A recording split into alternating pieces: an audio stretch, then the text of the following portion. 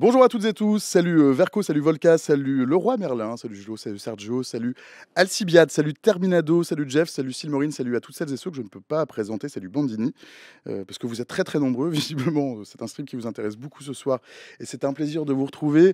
Bienvenue à toutes et tous, pardon, dans le talk de France Info. Le talk de France Info c'est quoi? C'est 2 heures pour décrypter l'actu, pour aller fouiller dans les interstices de l'actualité, pardon, économique, politique, diplomatique, de la tech, du web et des idées. 2 heures pour faire teinter la raison.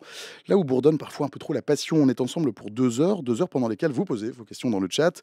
Des questions bienveillantes et courtoises que je passe directement aux invités, dans l'ordre, parfois dans le désordre. Vous avez le droit de tout dire dans le chat pourvu que ce soit avec le sourire et sous les ordres de la bienveillance. Bref, comme d'habitude, vous avez le droit de râler, mais avec le sourire. On va parler de quoi aujourd'hui? Eh bien, on va prendre un bateau pour traverser l'Atlantique. On va filer à Washington, aux États-Unis d'Amérique, où c'est le grand jour, puisque dans moins d'une heure, à 18h heure française, midi heure locale, Donald Trump va prêter serment pour devenir le 47e président américain.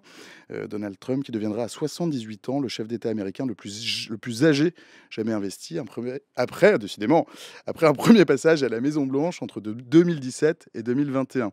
C'est une cérémonie d'investiture à suivre sur France Info, la radio. Et avec nous dans le talk de France Info, on est ensemble jusqu'à 19h pour donc un stream événement depuis Paris. Pendant 2 heures, on va parler de Trump, évidemment, on va parler de l'Amérique, des attentes des Américains, on va parler de politique, mais aussi de ce que ce second mandat laisse augurer, autant pour les citoyens américains que pour le reste du monde. On va parler certainement de l'assaut du Capitole, on va parler d'Elon Musk, on va parler d'économie, de douane, de justice et de diplomatie. Bonjour James Geist-Mokefi. Bonjour. Salut James, tu es juriste au service des relations internationales de la Cour de cassation, tu es par ailleurs enseignant à Sciences Po, tu es par ailleurs franco-américain. Absolument. Et ça compte pour les 2 heures qui vont suivre. À tes côtés, Romain Huret. Bonjour Romain. Bonjour. Tu es historien des États-Unis, directeur d'études à l'école des hautes études en sciences sociales, c'est la prestigieuse EHESS. À tes côtés, en face de moi, Michael Feingan. Salut Michael. Tu es journaliste indépendant, ancien journaliste au Los Angeles Times. Merci de nous faire l'amitié de votre présence aujourd'hui. Peut-être un mot sur cette journée un peu particulière, une journée d'investiture qui n'est pas comme les autres, peut-être sur la forme. La cérémonie se déroule à l'intérieur, donc dans la rotonde du Capitole, et pas comme d'habitude avec la foule. C'est juste à cause du froid ou il y avait d'autres raisons? Répond qui veut, on se passera la parole après. Déjà, on peut préciser que historiquement, il y a eu différents lieux pour la cérémonie d'investiture. Les textes de loi, la Constitution américaine ne prévoit pas de lieu précis. Au tout début des États-Unis, d'ailleurs, le premier président, George Washington, a prêté serment à New York, car c'était la première capitale des États-Unis. Et en effet, il y a eu souvent cette image à Washington du grand froid ou la pluie même, qui a rendu difficile pour les nouveaux présidents et tous leurs milliers d'invités cet instant. J'allais dire que c'est pour Trump aussi, il ne faut pas oublier qu'il y a 8 ans, il y avait toute cette question de la taille de la foule qui était très importante pour lui. Et là, en mettant tout ça à l'intérieur, il n'y aura pas cette question cette année pour lui. Voilà. Et il y a 4 ans, il y avait une foule importante dans cet espace-là. Hein. Donc il y a une réappropriation intéressante. Tu peux rappeler peut-être pour ceux qui nous rejoignent, qui n'ont pas suivi ce moment. 4 ans, 2020, au moment de la déclaration officielle des résultats, des manifestants envahissent les lieux. Hein. Et donc là, incontestablement, il y a aussi une volonté de se réapproprier le lieu. C'est un lieu maintenant où Trump a gagné. Il ne faut pas oublier que la question des personnes qui ont été condamnées, hein, puisque les manifestants, beaucoup ont été condamnés, Trump les appelle des prisonniers politiques depuis plusieurs années, et il a promis que dès demain, et on va voir s'il va le faire, il va les gracier, parce qu'il estime qu'ils n'ont rien à faire en prison, et que le 6 janvier 2020, ils n'ont pas attaqué le Capitole, mais ils ont défendu la démocratie contre le vol de l'élection. C'est ce qu'en tout cas a dit Trump et ce que continue à dire ses partisans. Il y a eu un vol de l'élection de 2020 et donc le lieu est un message aussi qu'il envoie à ces manifestants dont certains sont en prison. James.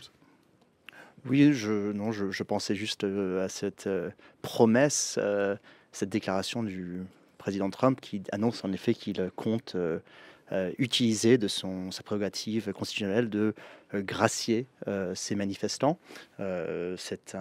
C'est très intéressant de voir comment c'est un pouvoir qui n'est pas du tout encadré justement par rapport à notre système français où c'est beaucoup plus rare que le président utilise cette faculté qui lui est proposée.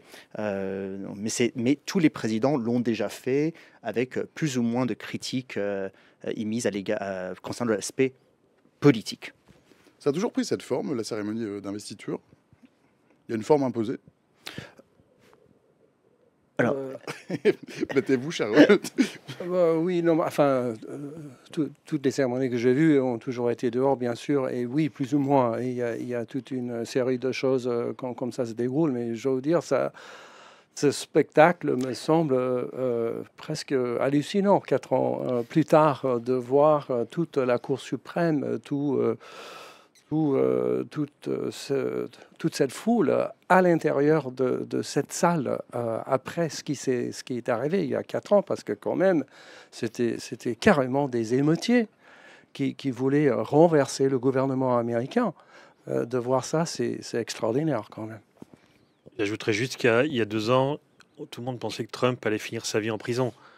Le mug, la photo du mug est aujourd'hui la photo officielle du président. Donc j'imagine que dans sa tête en ce moment, il y a un sentiment de revanche extraordinaire. C'est-à-dire qu'il y a peu de gens pensaient, moi le premier, pensais que sa carrière politique était finie, qu'il avait, il y a eu les émeutes, il y a eu les multiples accusations en justice, les condamnations. C'est un retour. Moi, j'ai pas dans l'histoire des États-Unis, je pense que c'est le retour le plus incroyable qu'on ait jamais vu de quelqu'un qui revient de prison, et de sentences qui allaient. Incroyable. Là, il y a quand même un retour. Il revient, il est réélu président. Il est réélu avec plus de voix qu'en 2016 et les votes populaires. Donc il y a un retournement de l'histoire incroyable. Qu'est-ce que ça revêt comme symbolique pour Donald Trump, cette cérémonie? La revanche. La revanche. Le fait qu'il ait choisi cette photo en dit très long. C'est-à-dire que tout le monde m'a humilié pendant des années. J'ai été condamné, j'ai été conspué par les médias. Personne ne croyait en moi. Et ben regardez, à 78 ans, je reviens et je suis à nouveau président des États-Unis. Donc un petit mot, Ludo, sur ce que tu demandais sur la forme, la cérémonie. En effet, comme l'a indiqué Michael, on a l'habitude beaucoup de spectacles, beaucoup de cérémonial qui peut nous étonner de la France avec notre passation de pouvoir qui est beaucoup plus sobre, beaucoup plus discrète, qui concerne les institutions. C'est le Conseil constitutionnel qui déclare, qui annonce que le président, et ensuite on a une passation rapide quelques jours plus tard. Rien de si cérémonial, mais ce qui est intéressant, c'est que il y a une évolution au cours des siècles avec la pratique de la cérémonie. C'est beaucoup de coutumes, beaucoup d'usages qui sont parfois un peu improvisés. Et c'est intéressant donc de regarder aujourd'hui, de voir comment Donald Trump fera la cérémonie à sa propre sauce. Elle a beaucoup changé par rapport à la maigre description qui figure dans la Constitution américaine. Voilà. Le serment est prévu. C'est très rare qu'on ait un texte formellement prévoyant ce que doit être dit. Plus souvent, on a l'habitude de... 45 mots, c'est ça? Voilà, très précis. C'est 3 lignes. Ça a évolué avec le temps sur juste une petite pratique avant. Alors, c'est toujours un juge. Ou alors avec une exception, une seule fois, Calvin Coolidge s'est fait lire le texte par son père, qui était un notaire.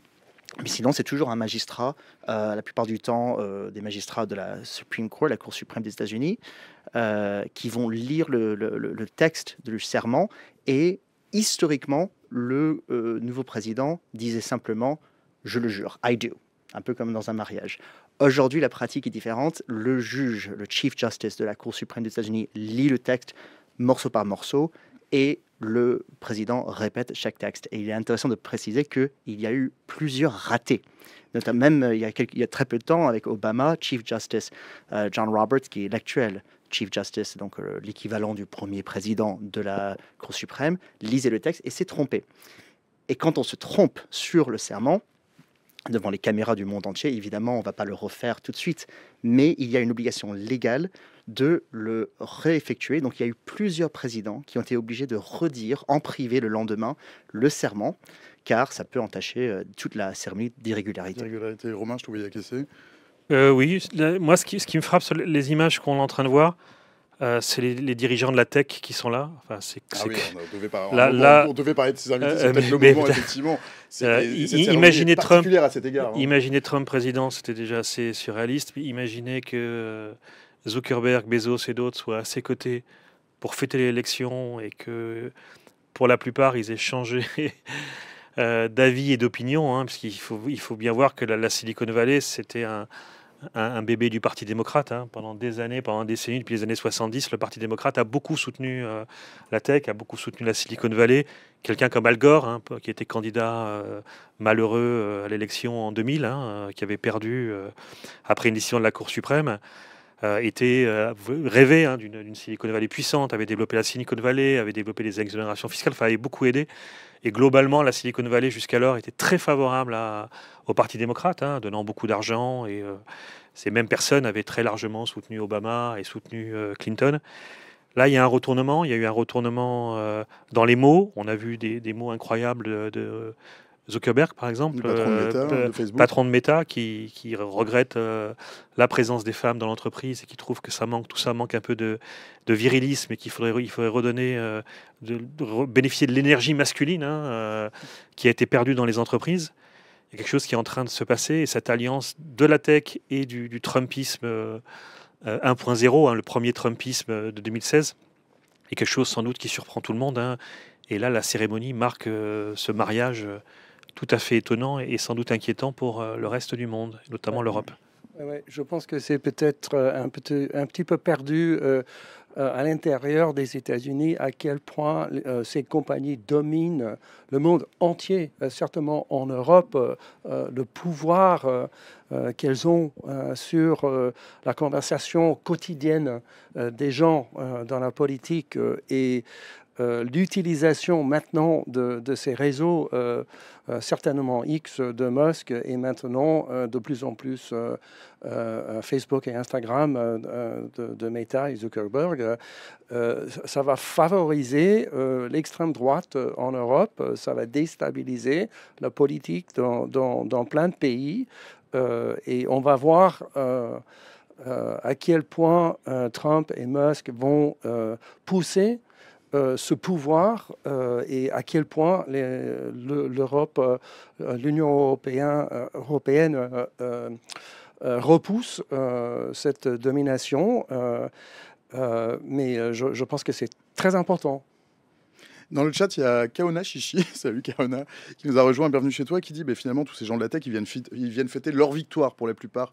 C'est une victoire ou finalement ils ont été un peu contraints? C'est de l'opportunisme ou il y a un truc qui est essentiel chez tous ces gens de la tech autour de Trump? Pour partie, c'est une victoire, hein. Il y a des gens qui adhèrent de plus en plus à ces idées conservatrices ou libertariennes, hein, des gens qui sont dans l'ombre, quelqu'un comme Peter Thiel par exemple, hein, ou Elon Musk, hein, qui a incarné politiquement, lui, il a assumé publiquement. Il est allé au bout de son adhésion, hein, en mettant son réseau social, qui est considérable. Il a mis ce réseau social au service de Trump. Il a utilisé les algorithmes aussi pour faciliter la victoire. Et on sait que les algorithmes ont un pouvoir extraordinaire en matière de répétition des mêmes idées et donc de créer des bulles médiatiques et politiques, hein. Vous finissez par croire à vos idées puisque vous avez l'impression que tout le monde est d'accord avec vous, mais ce qui est d'accord, enfin l'adhésion se fait par l'algorithme. C'est l'algorithme qui est d'accord avec vous, c'est pas vos idées. Donc on a l'impression qu'il y a des communautés comme ça qui sont gigantesques. Donc il y a eu un choix, hein. Beaucoup sont aussi assez hostiles à l'Europe, hein, et à la régulation européenne. Il y a un bras de fer gigantesque en ce moment entre l'Europe et ces grands groupes, hein. L'Europe veut réguler, l'Europe veut taxer davantage. Et ils ont clairement fait alliance aussi avec Trump, hein, et je pense qu'ils l'auraient fait avec Kamala Harris, hein. Il ne faut pas totalement réécrire l'histoire. Ils auraient très vite trouvé leur compte. Mais en tout cas, ils font primer leurs intérêts personnels, l'intérêt des entreprises, face aux attaques dont ils pourraient être victimes dans les années à venir. Donc il y a un peu des deux. Certains croient vraiment à l'idéologie trumpiste et d'autres le font de toute façon. Le PDG de Google qui a donné des sous pour l'investiture. Enfin bref, on le font aussi par opportunisme politique, comme ça s'est toujours fait. Il y a Eliana dans le chat, ou Eliana, pardon, Eliana Marchon. Salut Eliana, bienvenue chez toi, qui pose deux questions. On va répondre peut-être dans le désordre, comme vous voulez. Il y en a qui nous demandent, qui vous demandent davantage qu'à moi d'ailleurs. Trump avait dit « je ne serai pas un dictateur sauf le premier jour ». À quoi on peut s'attendre comme décision? Et là, une deuxième question, je vous la pose tout de suite parce qu'elle est très intéressante aussi, même si toutes les autres questions sont très intéressantes. C'est durant les élections présidentielles, on a entendu parler du projet 2025.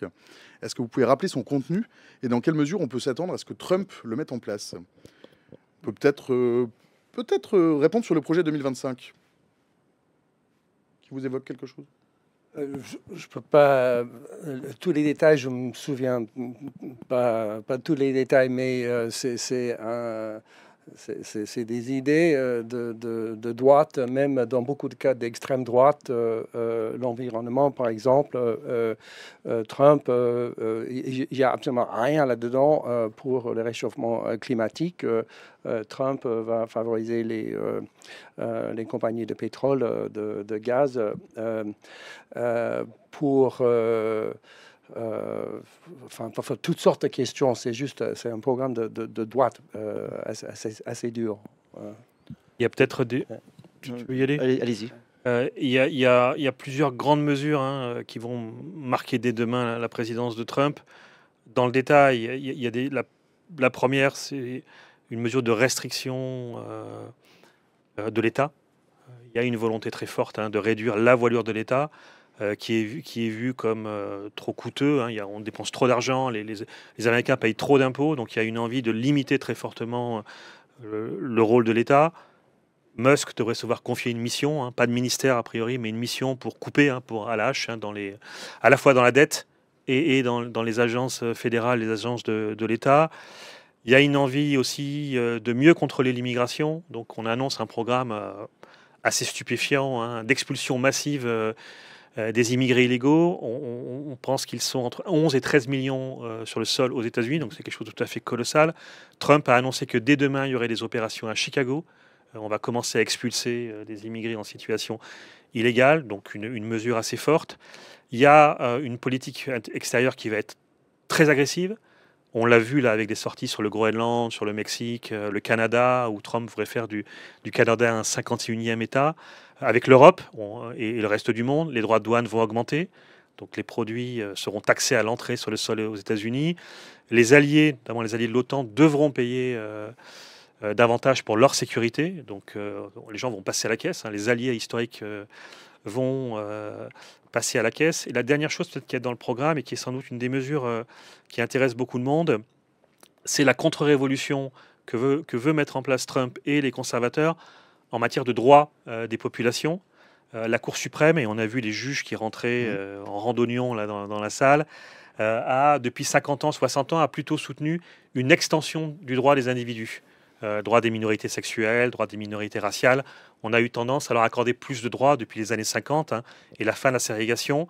Et depuis, on a décliné, on a mariage homosexuel, en matière d'adoption, etc. La Cour suprême a eu tendance pendant très longtemps à accroître les droits des individus. Les conservateurs détestent ces mesures et veulent réduire les droits de ces individus. Et donc, ils ont annoncé, ils ont commencé à le faire avec l'avortement. Ils ont commencé à limiter le droit des individus. Et aujourd'hui, dans la communauté LGBT aux États-Unis, ou pour beaucoup de représentants des minorités, il y a de très très grandes inquiétudes que très vite, Trump prenne des mesures. Je pense notamment à la communauté transsexuelle. Il y a une crainte très forte que peut-être dès demain, puisqu'il a annoncé qu'il allait gouverner par décret, qu'il y ait des décisions qui soient prises pour mettre en place cette contre-révolution. On va détricoter tout ce qu'a fait la Cour suprême depuis 60 ans pour créer une Cour suprême très conservatrice. Donc c'est un programme assez radical et Trump a promis de mettre en place cette radicalité. Je veux juste rebondir et je m'exprime là à titre personnel. Personne transgenre, voilà, personne transgenre. Je m'exprime à titre personnel et pas exactement là sur ce point judiciaire, parce que je vois qu'il y a des questions, elles sont très intéressantes, notamment sur est-ce que les mesures que vous évoquez sont légales. Quelqu'un me pose la question. En effet, le président américain dispose d'un outil très très puissant qui est les executive orders. Il n'y a pas d'équivalent précis en droit français. On a les ordonnances, on a des décrets, mais c'est encadré différemment en droit français, vu qu'il s'agit de la réglementation. Ces executive orders sont traditionnellement, en effet, signés en masse dès la première journée du mandat du président américain, souvent pour défaire, comme vous le dites, les actions de l'ancien président sortant. Mais ces actes présidentiels sont soumis à un contrôle judiciaire s'ils sont un contrôle de constitutionnalité de la part de justement les juges que nous avons vus, les 9 justices de la Cour suprême des États-Unis, et avant cela par tout juge fédéral qui peut être saisi de cette question. Donc il y a potentiellement des garde-fous mis en place, le contre-pouvoir judiciaire qui peut exercer un contrôle et s'assurer que ces executive orders soient conformes à la Constitution américaine. Et le deuxième point sur lequel je voulais juste rebondir, c'est très important ce que vous dites, Romain, sur les conséquences de défaire de la jurisprudence qui avait plutôt reconnu de plus en plus de droits pour certaines communautés minoritaires. Mais je tiens à rappeler que la Cour suprême des États-Unis est dans sa composition actuelle depuis quelques années. Et il ne pourra pas, Trump, changer sa composition. Il y a déjà une majorité de 6 juges conservateurs pour 3... je devrais dire, pour être précis, 6 juges nommés par des présidents républicains versus 3 contre 3 nommés par des présidents démocrates. Ce qui fait sourire Michael. Oui, ils ont déjà fait beaucoup de choses pour changer l'état de droit aux États-Unis, surtout sur l'avortement, mais sur toutes sortes d'autres questions. C'est juste une question de voir à quel point ils vont continuer sur ce chemin. Mais je pense que vous avez tous les deux raison. Ça va se faire, et éventuellement de façon assez dramatique. On va voir. Alors, je pense être un peu plus prudent que ça, parce que on a, en effet, vous l'avez dit tous les deux, on a eu depuis 2022 des décisions sur le droit à l'avortement, on a eu des décisions qui modifient, qui annulent des règles sur le port des armes.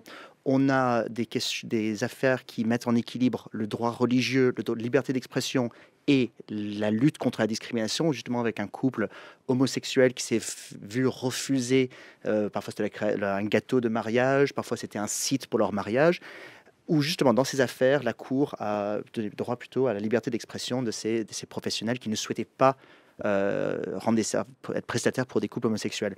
On a un recul, des revirements de jurisprudence sur l'environnement aussi, mais on a aussi eu des affaires, décisions, des arrêts de la Cour suprême qui nous ont surpris.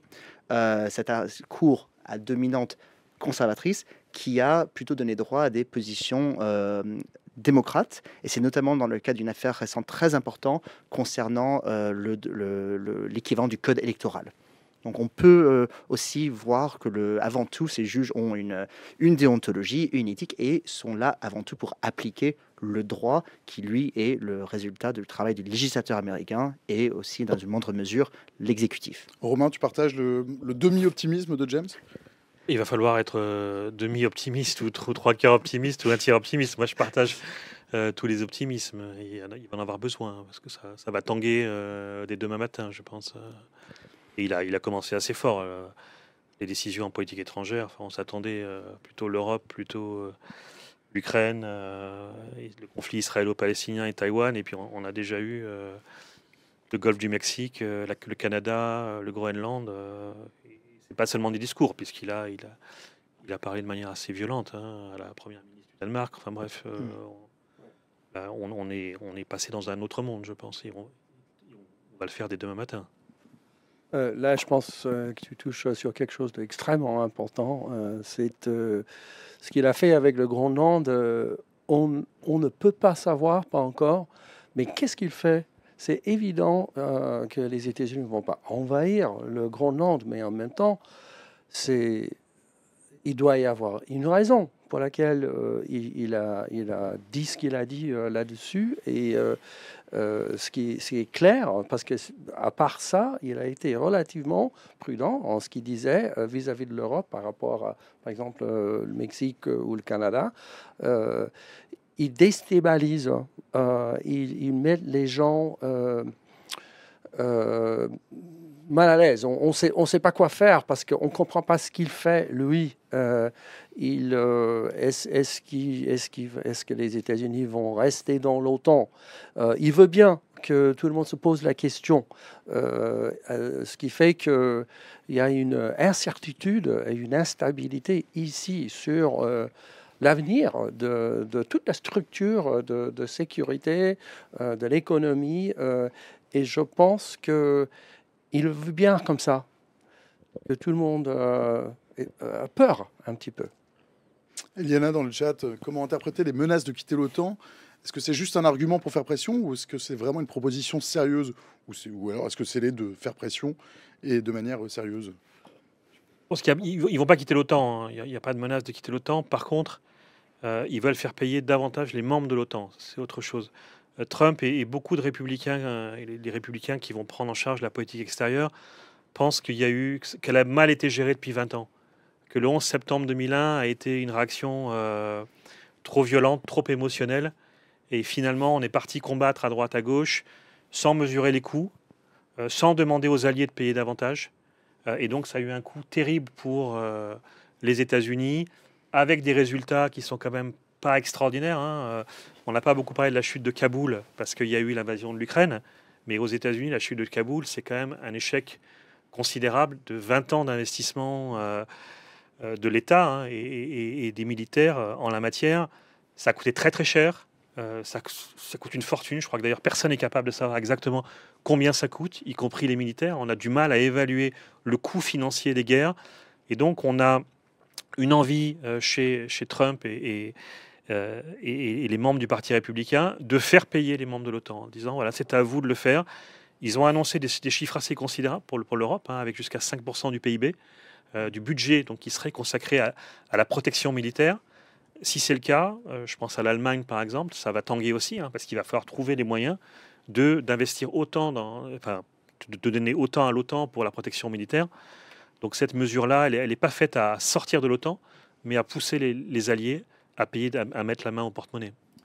Je pense qu'un truc qu'il faut jamais oublier avec Trump aussi, c'est qu'il a une manière assez crue de concevoir tous les rapports de pouvoir. Et donc, la sécurité de l'Europe, l'économie de l'Europe, les droits de douane, c'est une grande négociation. Ces choses sont liées les unes aux autres. Il sait bien. Je te propose qu'on aille faire un tour à Washington, où il semble que le vice-président s'exprime. Des gens à sa main, des gens d'ailleurs plutôt faibles, auxquels il pourra imposer sa volonté.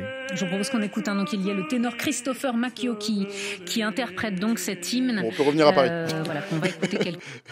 Je pensais que c'était le vice-président qui arrivait, pas du tout. Michael, je t'ai coupé, pardon. Non, c'est à peu près tout. C'est juste que Trump aime bien que les gens ne comprennent pas exactement ce qu'il fait. Voilà.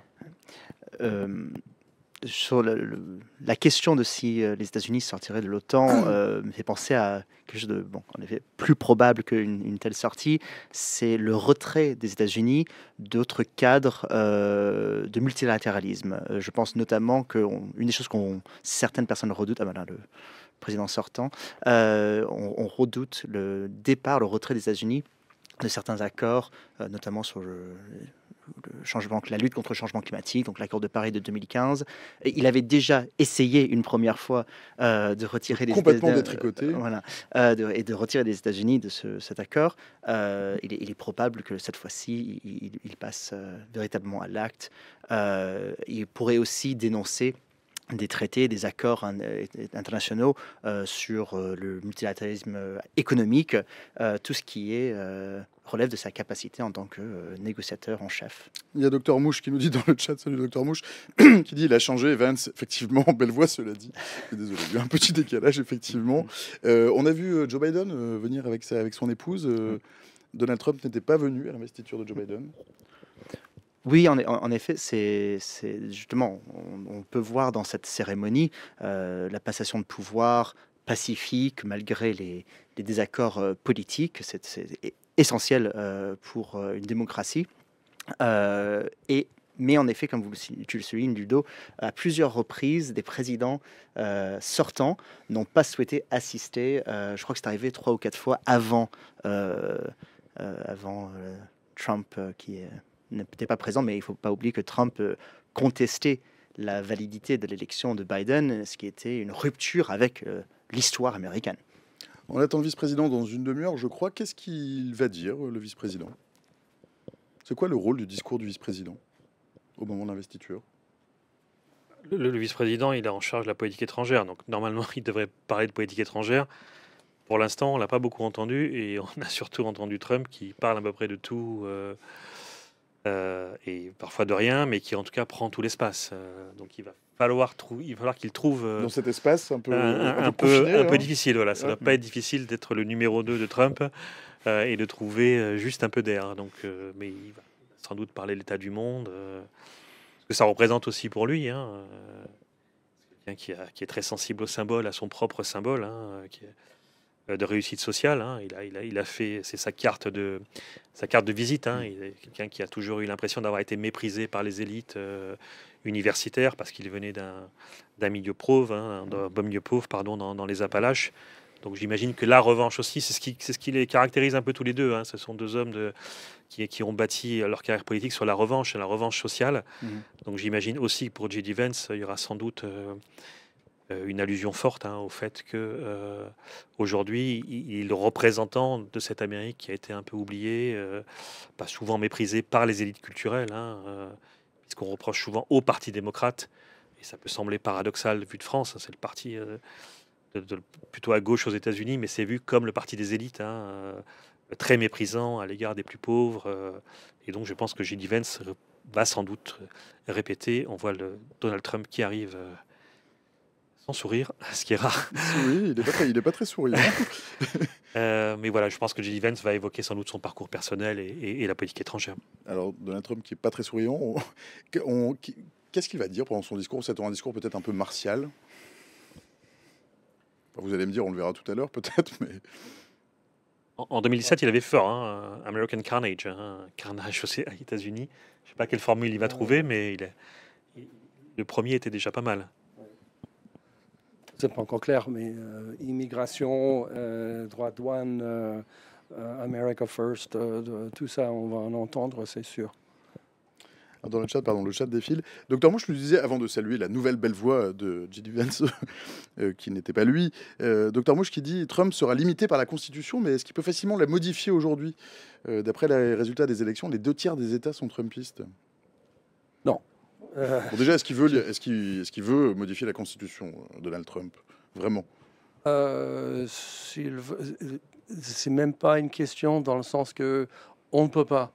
Dans la réalité américaine d'aujourd'hui, 2/3 du pays, c'est ça qu'il faut pour 2/3 des États, 2/3 des États, je me souviens plus, mais c'est impossible. La Constitution, pour l'instant, ne peut plus être changée.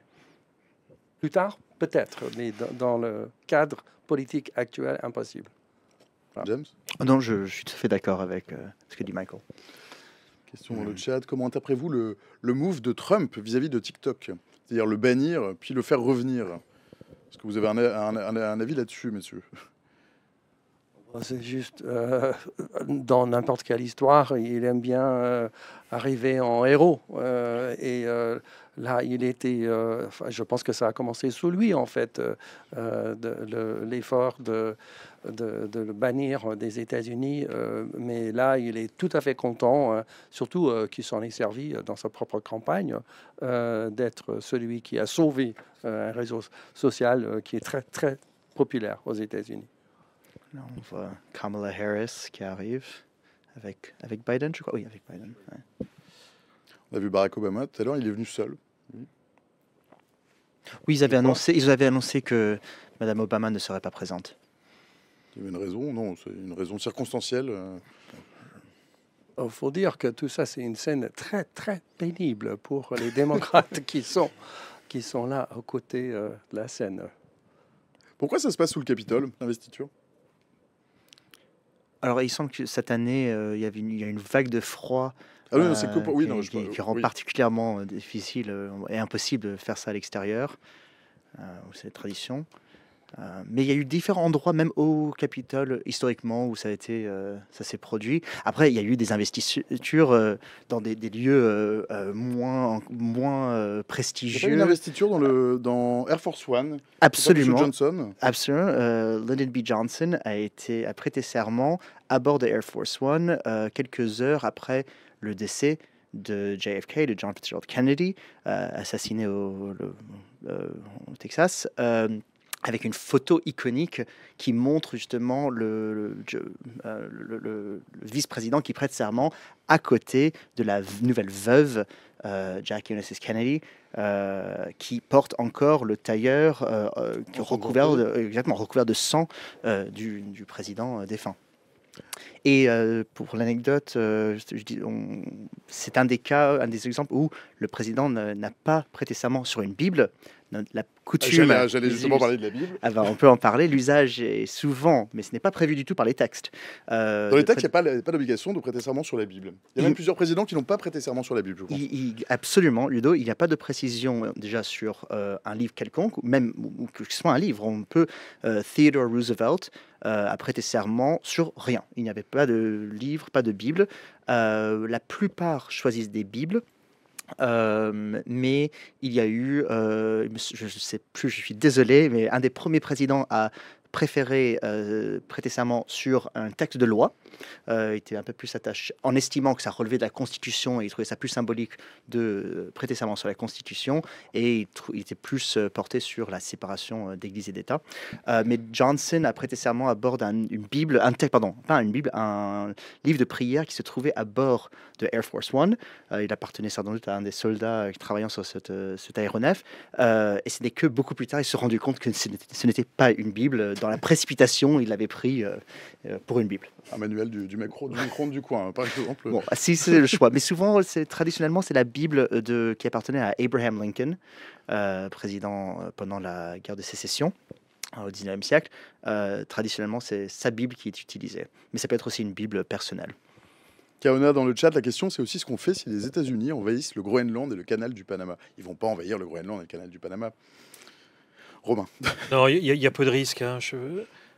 Trump est persuadé, comme je l'ai dit, d'une part que les guerres extérieures ont coûté trop cher aux États-Unis.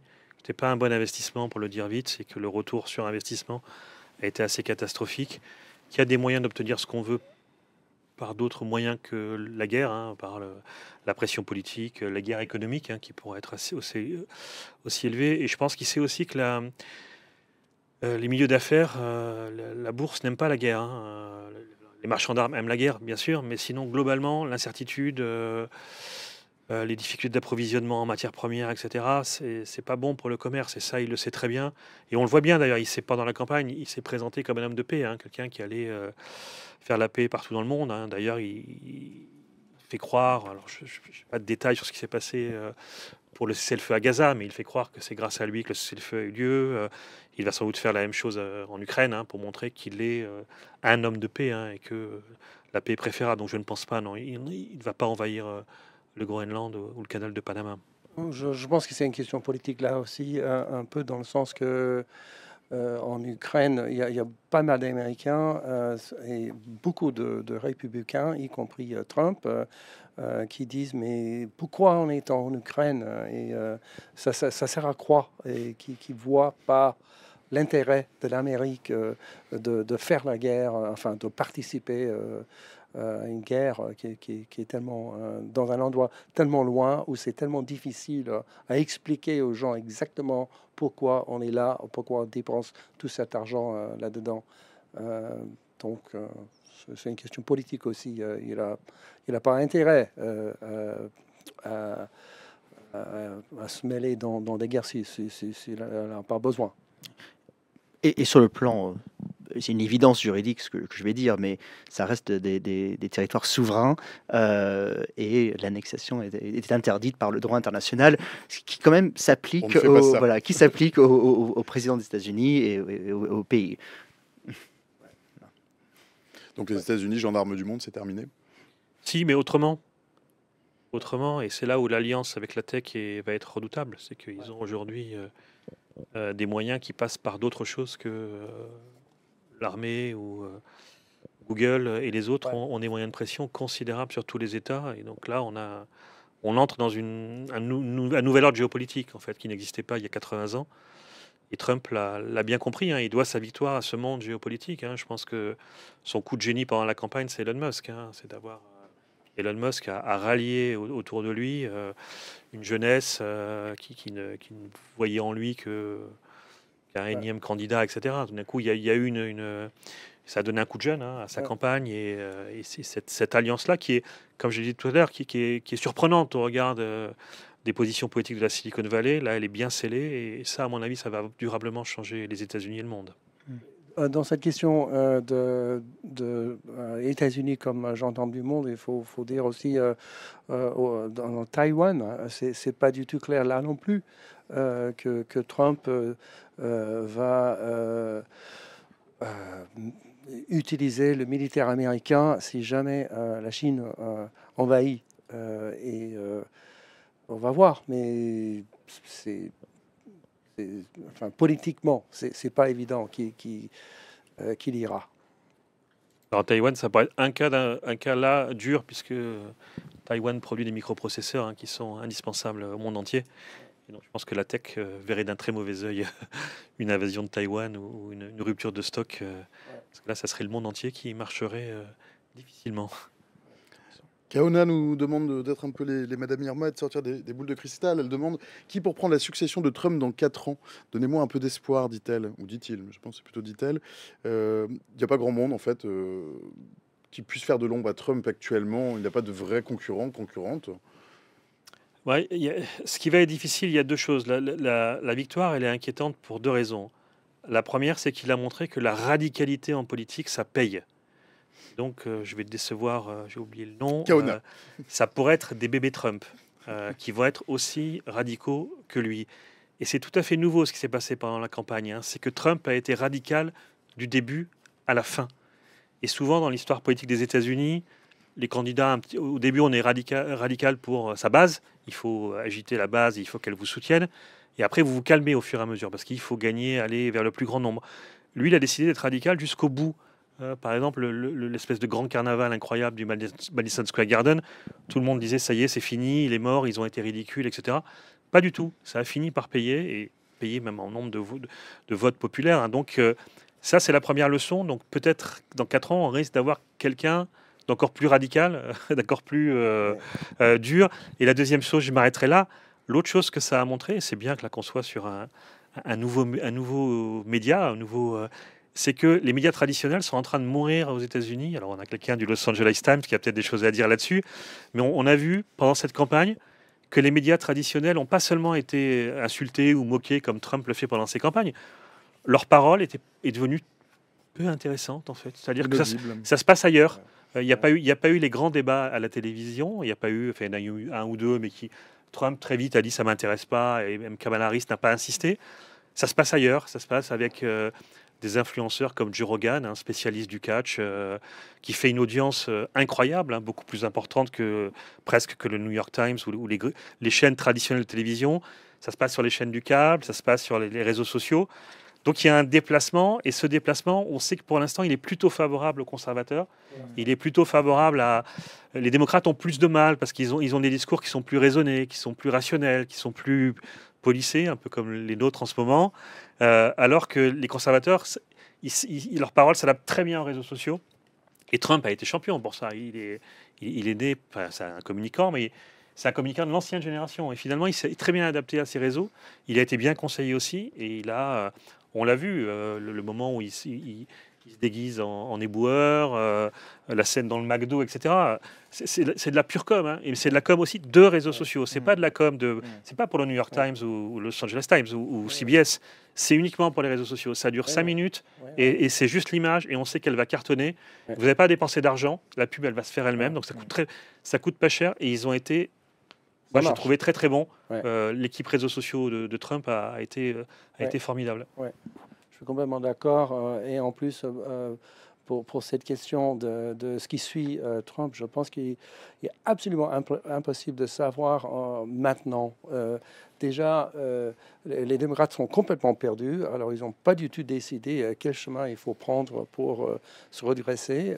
Et en plus, toute cette politique assez radicale que Trump va mettre en place, il va y avoir beaucoup de conséquences qu'on va voir. Et ça aussi, ça va faire...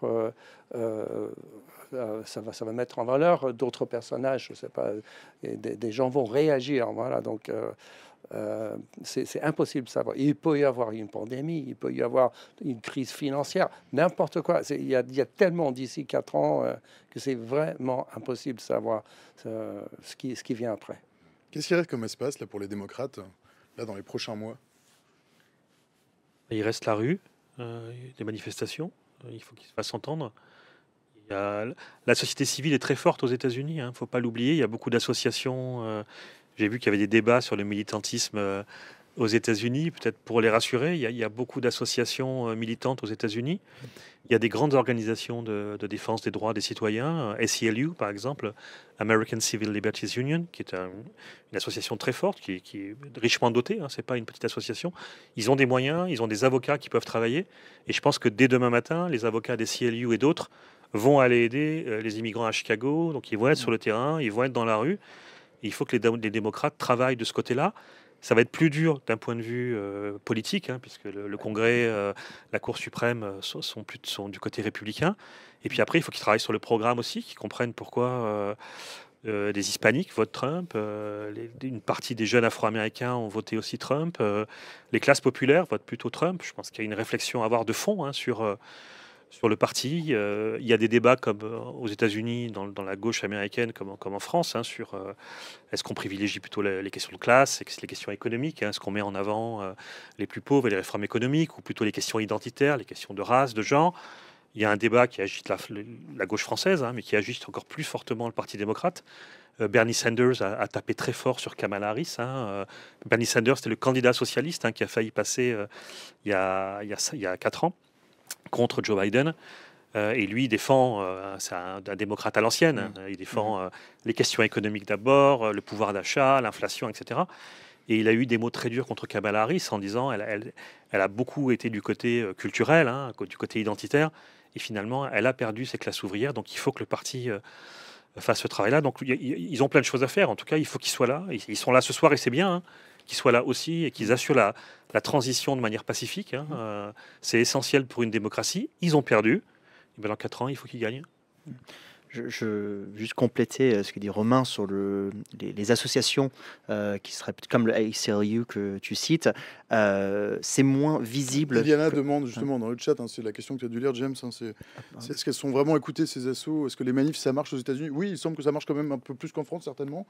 Alors, je ne peux pas répondre sur la question des manifestations, mais je pense qu'il est moins visible que les manifestations et qui est peut-être moins spectaculaire, sont les recours devant la justice. Et ces associations qu'on évoque, comme tu l'as dit à juste titre, ont des avocats et vont contester, vont attaquer la validité des mesures, potentiellement toutes les mesures prises par Donald Trump. J'ignore en quoi elles consisteront exactement, mais on a évoqué certains sujets sur les minorités, sur l'immigration, sur l'économie, sur les tarifs, les douanes, l'environnement. On s'attend à beaucoup de choses qui seront prises par ces executive orders sur les prochains jours.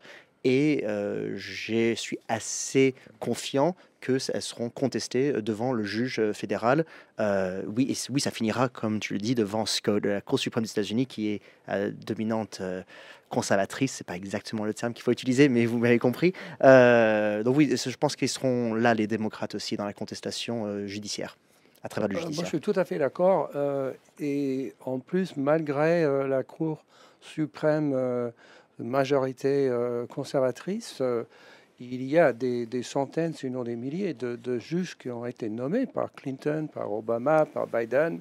L'état de droit reste, malgré quelques problèmes forts. Aux États-Unis, les associations et les démocrates ont quand même pas mal d'utiles pour ralentir, sinon arrêter certaines mesures de Trump. Et ça va se faire, c'est certain. Oui, exactement, c'est quelque chose qu'on ne connaît pas en France, qu'un juge de première instance, donc un district court, un tribunal local, peut suspendre l'application d'une ordonnance, un décret pris par le président des États-Unis. Ouais. On n'a pas le même système en France. Je suis tout à fait d'accord avec Michael. Il y a beaucoup de ces juges qui ont été nommés par Clinton ou Obama qui sont encore présents. Ces juges, il faut le rappeler, sont inamovibles. Trump ne peut pas s'en débarrasser.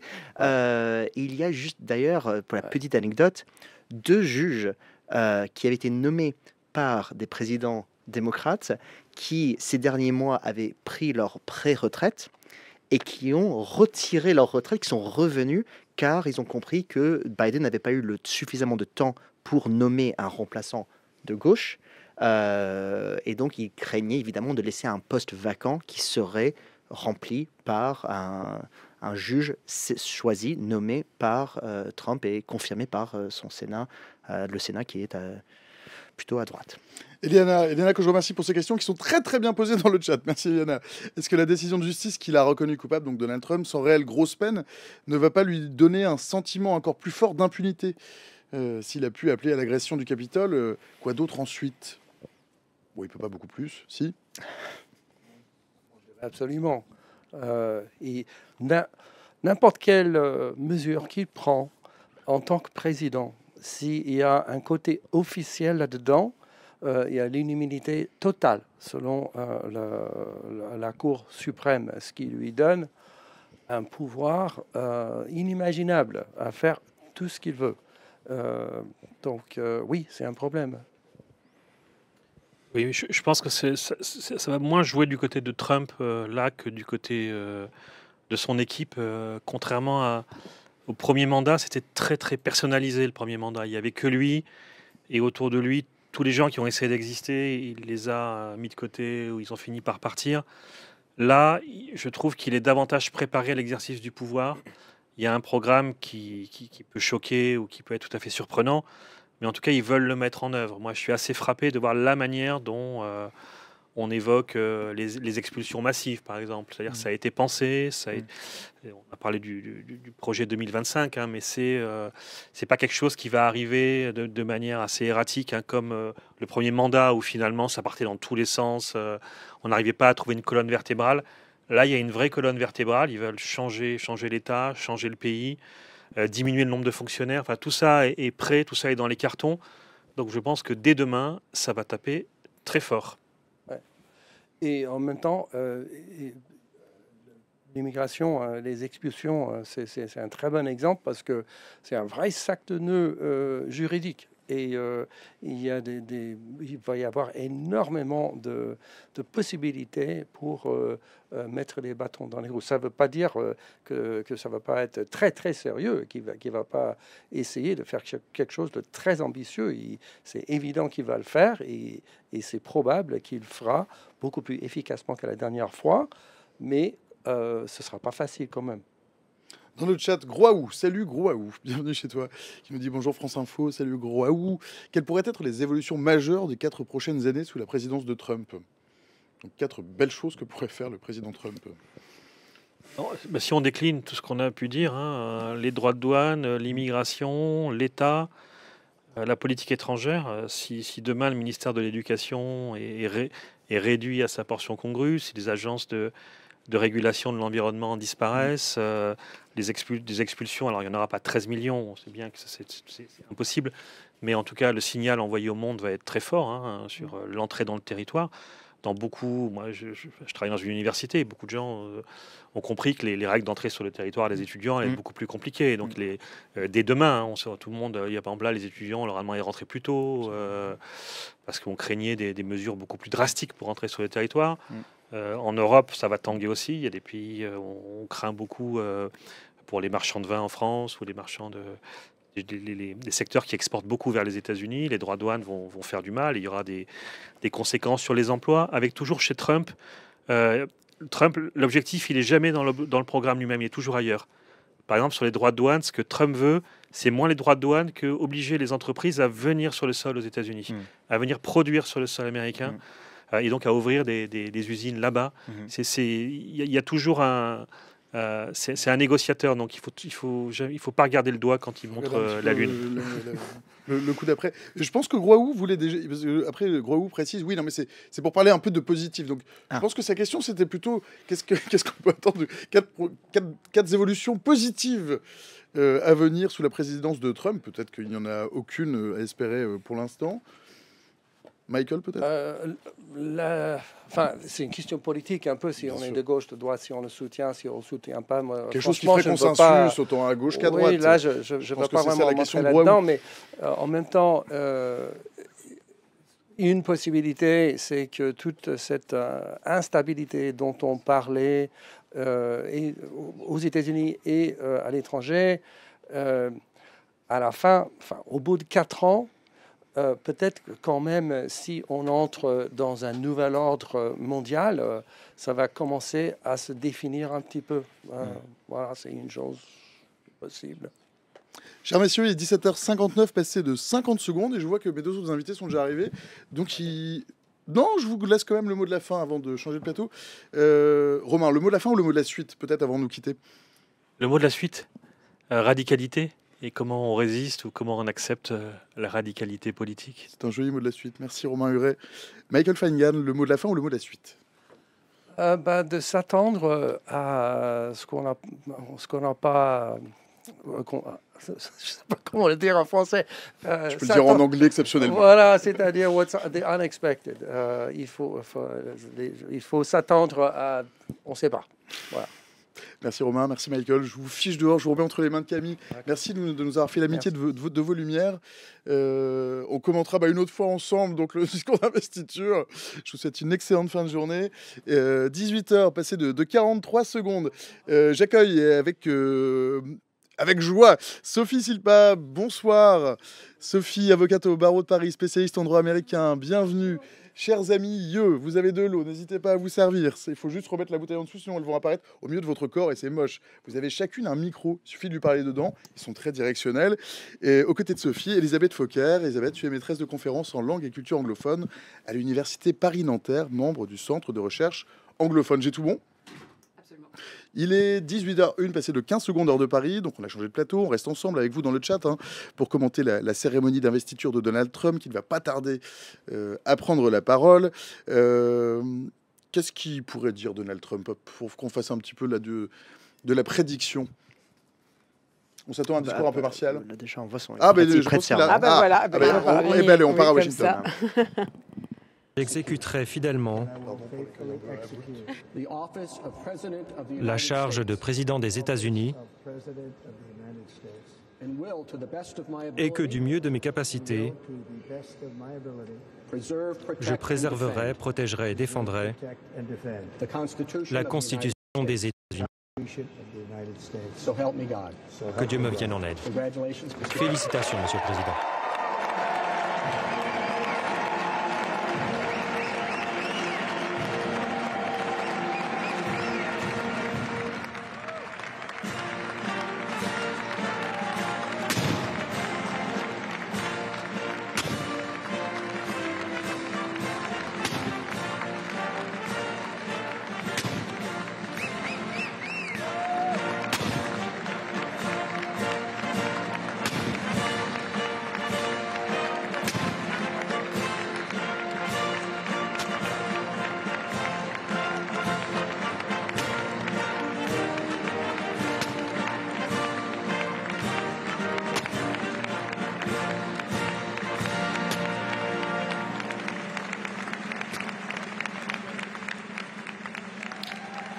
Voilà, Donald Trump est donc désormais le 27e président des États-Unis. Il vient de prêter serment aux côtés de son épouse, de ses enfants, juste après le vice-président J.D. Vance.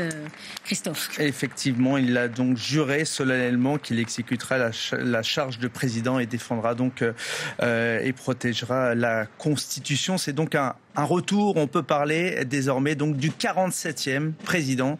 Ça y est, c'est fait. Et le président élu, qui est donc désormais président, va donc s'exprimer d'ici quelques minutes avec ce discours après avoir prêté serment sur la Bible. Bon, jusque-là, on n'attendait rien de plus, hein, il ne s'est rien passé d'extraordinaire. James, peut-être, mesdames?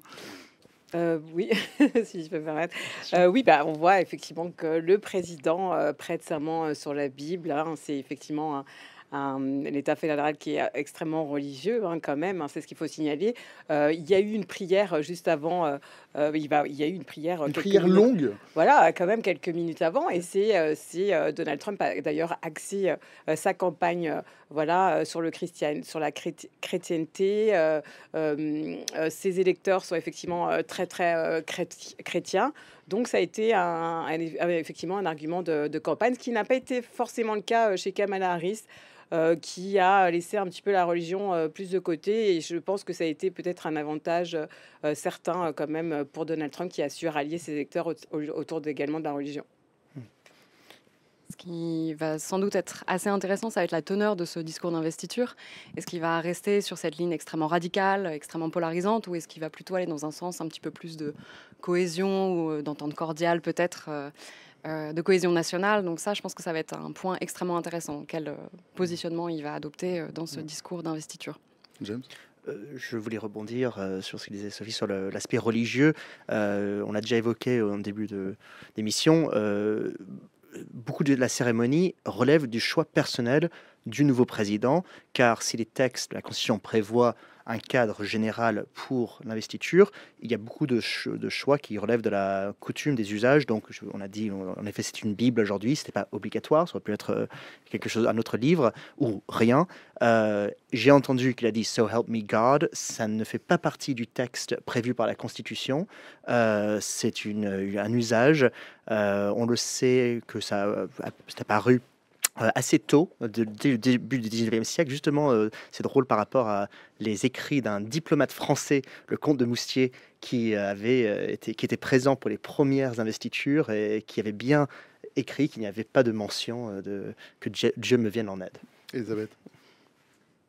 Ce qui est aussi intéressant, mais peut-être que c'est un point qui a déjà été abordé, c'est le lieu. On va faire un peu de redite. Les gens arrivent, repartent, on est ensemble 2 heures, on a tout le loisir pour le faire. C'est le lieu en fait de cette cérémonie d'investiture qui a lieu donc à l'intérieur sous la coupole du Capitole, qui est un lieu qui a été bien sûr au centre d'un certain nombre de débats, par exemple en janvier 2021.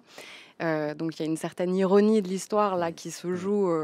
Le fait que le président prête serment à cet endroit précis, c'est quand même un petit peu... C'est un pied de nez quasiment même. Oui, quasiment un pied de nez, hein, de la même manière que le portrait officiel de Trump et en fait utilise sa photo de police, son mugshot. Bon, ça fait partie en fait des pieds de nez qu'on connaît à Trump en fait, qu'on lui connaît bien. Sophie. Et puis pour relever effectivement la polémique, hein, à savoir si Donald Trump va finalement gracier les assaillants du Capitole, c'est une question qui va se poser dans les mesures qu'il va prendre très prochainement. Il doit prendre des mesures dès demain, on le sait, des executive orders par rapport à l'immigration, la grâce également. Est-ce qu'il va finalement s'autogracier? Ça a été la question voilà, qui a fait un petit peu à la une de tous les débats, mais bon, après, je pense qu'il y a quand même peu de risques qu'il le fasse parce que on a quand même toujours une affaire, une question de crédibilité vis-à-vis de ses électeurs. Mais pour les assaillants, c'est peut-être en tout cas quelque chose qui va se mettre en œuvre. On a dit que ce serait peut-être les assaillants qui avaient commis des actes non violents, donc ça reste à voir. Il y a, si je peux me permettre, un point intéressant sur cette question de gracier les émeutiers, au niveau du positionnement de Trump en tant que républicain, le parti républicain qui est quand même le représentant supposément de l'ordre, de la loi et de l'ordre, on aurait peut-être aussi une question intéressante là en termes de positionnement strictement partisan, law and order. Peut-être une question intéressante, en tout cas, si on continue dans l'ironie, il y a quelque chose à dire de ça aussi. Sophie, tu parlais de crédibilité. Dans le chat, il y a je ne sais plus qui, pardonnez-moi, désolé. Le chat a défilé. Kaona, encore. Merci, Kaona, pour tes questions. Donald Trump a eu les votes religieux malgré ses condamnations dans les affaires sexuelles. Comment on explique ça? Ouais, c'est ça. Bah, là, vous savez qu'il y avait une décision. Ça nous a appris plein de trucs quand même, cette campagne. Enfin, oui, bien sûr, il y a une décision. Alors, il a été condamné, là, on sait qu'il a été condamné récemment sur 34 chefs d'accusation par rapport aux falsifications des comptes de sa société. Il y a une condamnation qui va être en tout cas pour l'instant inscrite sur son casier, même s'il a interjeté appel.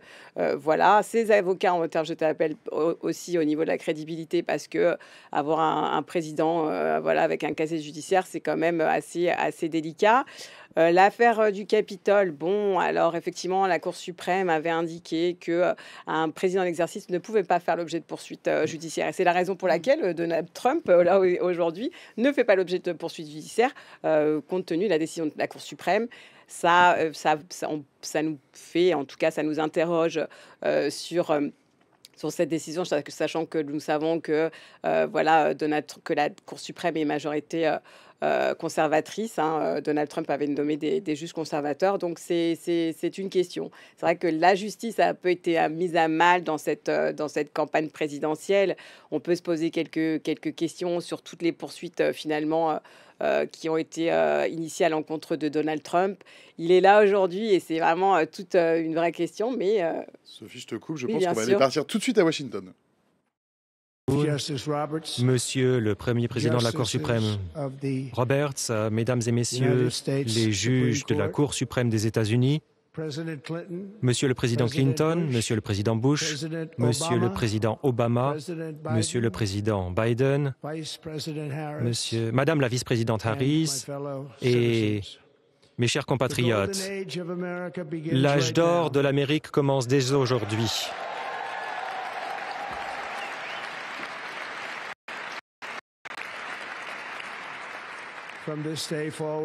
À partir de ce jour, notre pays va s'épanouir et être respecté à nouveau dans le monde entier. Nous ferons l'envie de toutes les nations et nous ne nous permettrons pas d'être pris comme dindons de la farce. Dès le premier jour de l'administration Trump, très simplement, je vais faire passer en premier l'Amérique.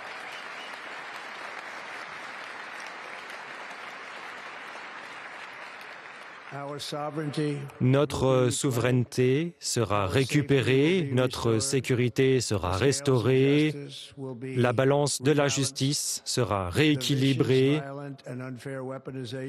la militarisation injuste et inique du ministère de la Justice dans notre gouvernement prendra fin.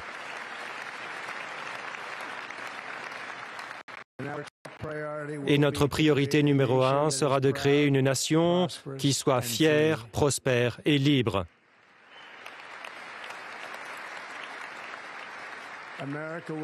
L'Amérique, très bientôt, sera plus grande, plus forte et bien plus exceptionnelle que jamais auparavant. Je reviens à la présidence avec la confiance et l'optimisme selon lesquels nous sommes au début d'une nouvelle ère de réussite nationale. Une marée du changement va se déferler sur le pays. Notre stature va revenir là où elle doit être dans le monde entier et on nous reconnaîtra à notre place. Mais d'abord, soyons francs quant aux défis que nous affrontons. Ils sont nombreux, mais ils seront anéantis par cette grande dynamique que peut maintenant constater le monde aux États-Unis d'Amérique. Nous sommes aujourd'hui rassemblés, notre gouvernement est confronté à une crise de confiance depuis des années. Un establishment corrompu a extrait le pouvoir à nos citoyens alors que les piliers de la société sont brisés et apparemment dans un état de destruction totale. Notre gouvernement ne peut même plus gérer une simple crise sur notre territoire alors qu'il se laisse entraîner dans un long catalogue d'événements catastrophiques à l'étranger. Il n'arrive pas à protéger nos citoyens américains respectueux de la loi alors qu'il offre un abri, un sanctuaire à bon nombre de personnes issues d'établissements pénitentiaires et psychiatriques qui sont entrées chez nous, venues du monde entier. C'est un gouvernement qui a donné des financements illimités à la défense des frontières étrangères, mais qui refuse de défendre les frontières américaines ou, encore plus, son propre peuple. Notre pays ne peut plus offrir les services fondamentaux en période vengeance, comme on l'a vu récemment au magnifique peuple de Caroline du Nord qui a été si maltraité, et d'autres États qui souffrent encore d'un ouragan qui a eu lieu il y a de nombreux mois, ou plus récemment à Los Angeles, où nous constatons que les incendies dévastent encore la ville. Sans avoir vu une défense apparente, nous avons ces feux dévastés des maisons dans des quartiers où l'on trouvait les individus les plus puissants et les plus riches de notre pays. Certains d'entre eux sont ici, ils n'ont plus de foyer. C'est intéressant, mais on ne peut pas laisser cela se reproduire. Il semble que l'on soit impuissant à y faire quoi que ce soit. Cela va changer. Nous avons un système de santé publique qui n'a pas respecté ses promesses en période de catastrophe. Pourtant, nous dépensons plus que n'importe quel autre pays du monde. Nous avons un système éducatif qui apprend à nos enfants d'avoir honte d'eux-mêmes dans bien des cas, voire de détester notre pays malgré l'amour que nous essayons de leur apporter désespérément. Tout cela va changer à partir d'aujourd'hui et cela va changer très rapidement.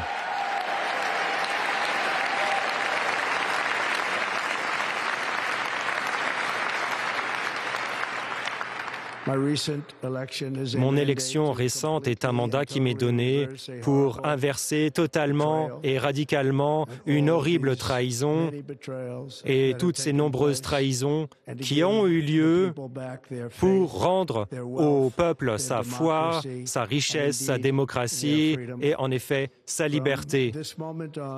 Dès ce jour, dès cet instant, le déclin de l'Amérique prend fin.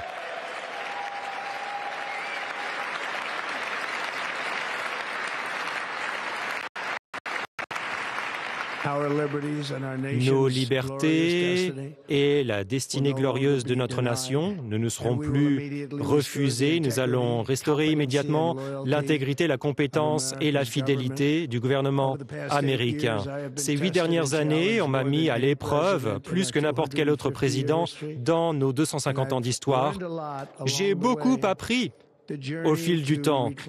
Ce voyage pour récupérer notre République n'a pas été facile, permettez-moi de vous le dire. Ceux qui souhaitent mettre fin à notre cause ont essayé de me retirer ma liberté et, en effet, d'attenter à ma vie. Il y a seulement quelques mois, dans le magnifique État de Pennsylvanie, la balle d'un assassin m'a arraché un bout d'oreille, mais je l'ai senti et je le crois encore plus maintenant, ma vie a été sauvée pour une raison. J'ai été sauvé par Dieu pour rendre sa grandeur à l'Amérique.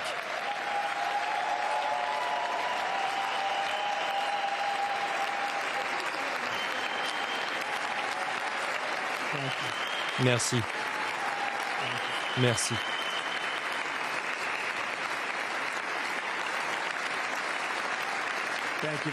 Merci beaucoup.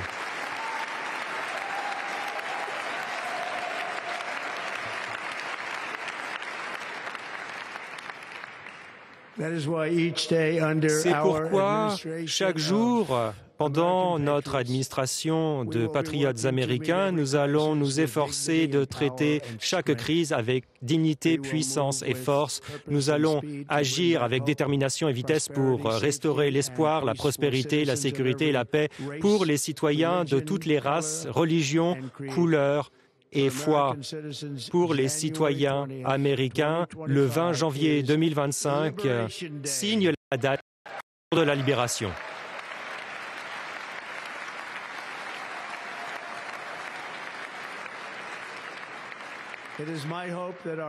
Mon espoir est que nos élections présidentielles récentes soient commémorées comme les élections les plus importantes et retentissantes dans l'histoire de notre pays. Comme notre victoire l'a démontré, notre nation s'unifie rapidement derrière notre programme avec des augmentations du soutien de presque toutes les couches de notre société, jeunes et vieux, hommes et femmes, africains-américains, hispano-américains, asio-américains, dans les campagnes, dans les banlieues, dans les villes et surtout avec une victoire puissante dans tous les 7 swing states, avec une victoire qui nous a été accordée par des millions de personnes.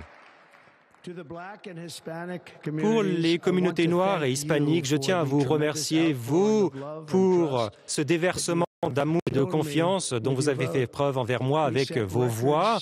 Nous avons fixé des records et je ne l'oublierai pas. J'ai entendu ce que vous aviez à dire pendant la campagne et j'ai hâte de travailler avec vous ces prochaines années. Aujourd'hui est le Martin Luther King Day et en son honneur, ce sera un grand honneur, mais en son honneur, nous nous efforcerons ensemble de réaliser son rêve. Nous réaliserons son rêve.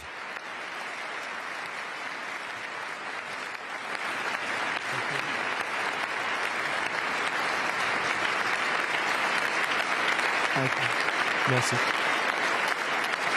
Merci.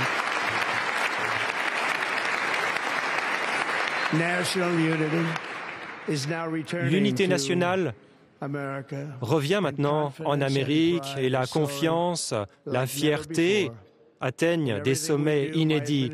Dans tout ce que nous ferons, mon gouvernement sera inspiré par la quête d'excellence forte et d'une réussite inlassable. Nous n'oublierons pas notre pays, nous n'oublierons pas notre Constitution et nous n'oublierons pas non plus notre Dieu. Merci. N'en doutez pas.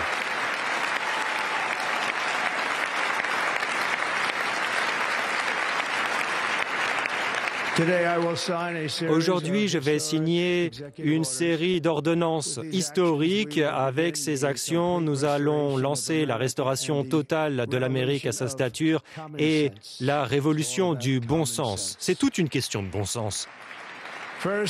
Tout d'abord, je vais déclarer une urgence nationale à notre frontière sud.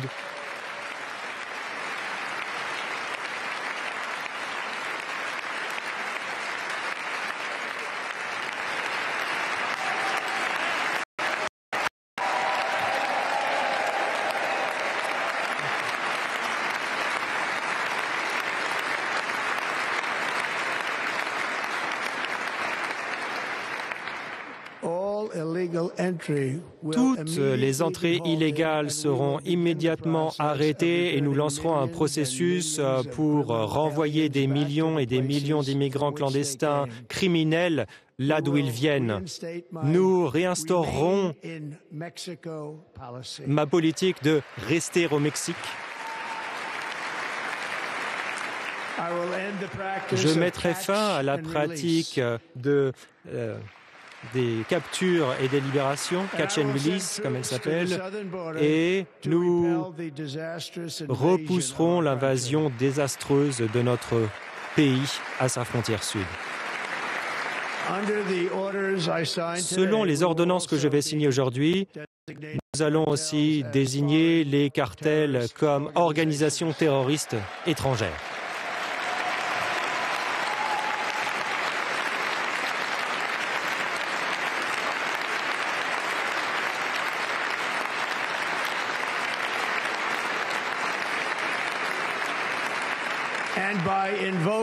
Et en invoquant la loi sur les ennemis étrangers de 1798, je donnerai pour ordre à notre gouvernement d'utiliser toute la puissance des agences de répression d'État et fédérales pour mettre fin à tous les gangs et aux réseaux étrangers qui importent la violence sur le sol américain, y compris dans nos villes et nos ghettos urbains.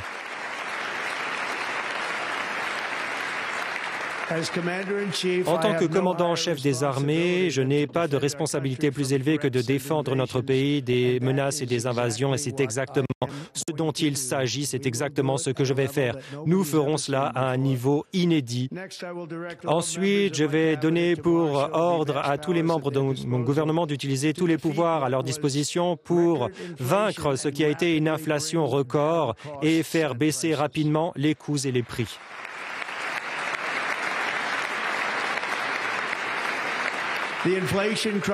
La crise de l'inflation a été provoquée par un excès massif des dépenses et à la forte hausse des prix de l'énergie. Donc aujourd'hui, je vais aussi déclarer une urgence énergétique nationale. Nous allons forer, chérie, forer.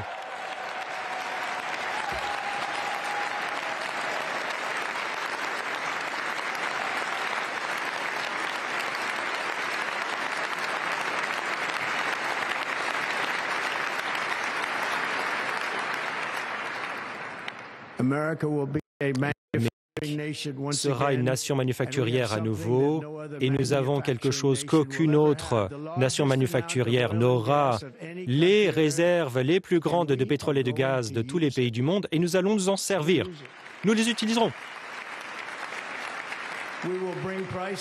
Nous ferons baisser les prix pour remplir nos réserves stratégiques à nouveau à ras-bord et nous exporterons l'énergie américaine dans le monde entier. Nous serons à nouveau une nation riche et c'est cet or liquide sous nos pieds qui va nous aider à y parvenir. Avec mes mesures d'aujourd'hui, nous mettrons fin au New Deal vert et nous allons révoquer les mandats d'électrification du parc automobile pour sauver notre industrie et pour respecter mon serment sacré envers les travailleurs de l'industrie automobile américaine.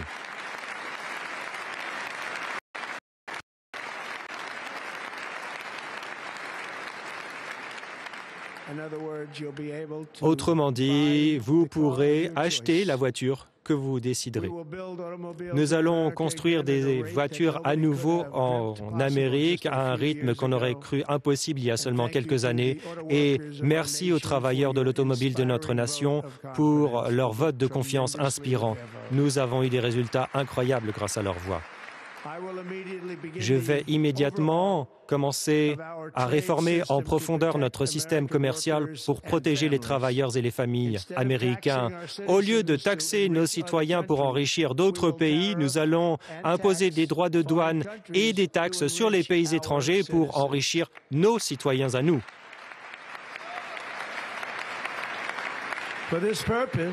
À cette fin, nous créons l'external service, le service des impôts étrangers pour collecter tous les droits de douane, tarifs et recettes. Il y aura énormément de recettes qui vont affluer dans nos coffres venant de sources étrangères. Le rêve américain s'épanouira à nouveau comme jamais auparavant pour restaurer la compétence et l'efficacité de notre gouvernement. Mon administration créera le nouveau département de l'efficacité publique.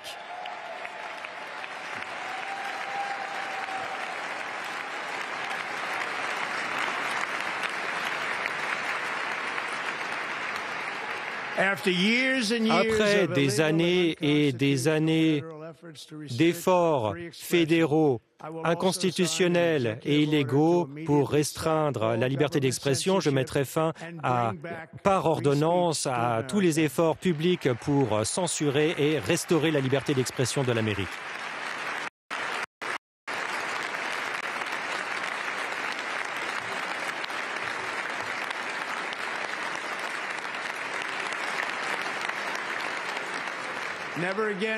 Plus jamais la forte puissance de l'État ne sera utilisée comme arme pour lutter contre les opposants politiques. J'en sais un rayon là-dessus. Nous ne permettrons pas que cela se reproduise. Cela ne se reproduira plus jamais. Nous créerons un système judiciaire, restaurerons au système judiciaire son impartialité établie par l'État de droit. Et nous allons restaurer la loi et l'ordre dans nos villes. Cette semaine, je mettrai fin aussi à la politique publique d'essayer de faire entrer les questions de race et de genre dans tous les aspects de la vie publique.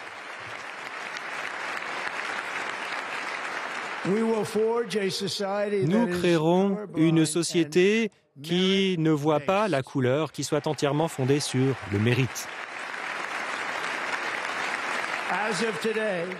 Dès aujourd'hui, désormais, cela sera la politique officielle de l'État américain. Il n'y aura que deux genres de sexe, hommes et femmes.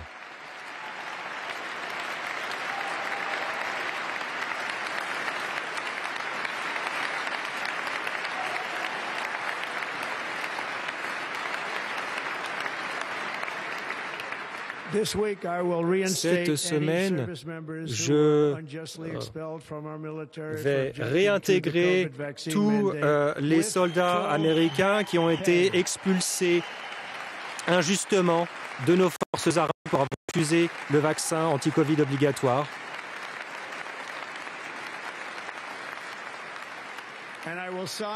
Et je vais signer une ordonnance pour empêcher nos soldats d'être soumis à des théories politiques radicales et des expériences sociales pendant qu'ils font leur devoir. Cela va prendre fin immédiatement. Nos forces armées seront libres de se concentrer sur leur unique mission, vaincre les ennemis de l'Amérique.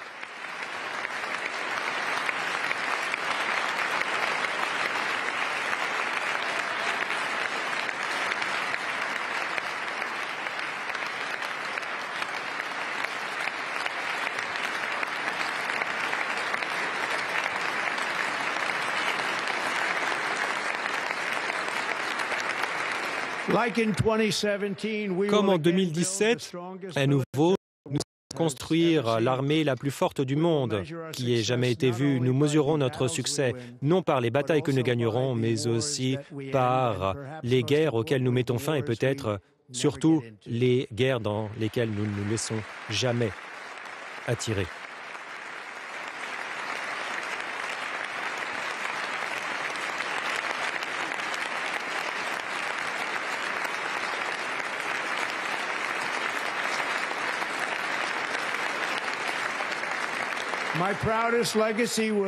Mon bilan le plus fier sera d'avoir été un faiseur de paix et un unificateur. C'est ce que je souhaite être, un faiseur de paix et un unificateur. Je suis ravi d'affirmer que dès hier, un jour avant d'avoir endossé ces fonctions, les otages au Moyen-Orient ont commencé à regagner leur foyer, leur famille.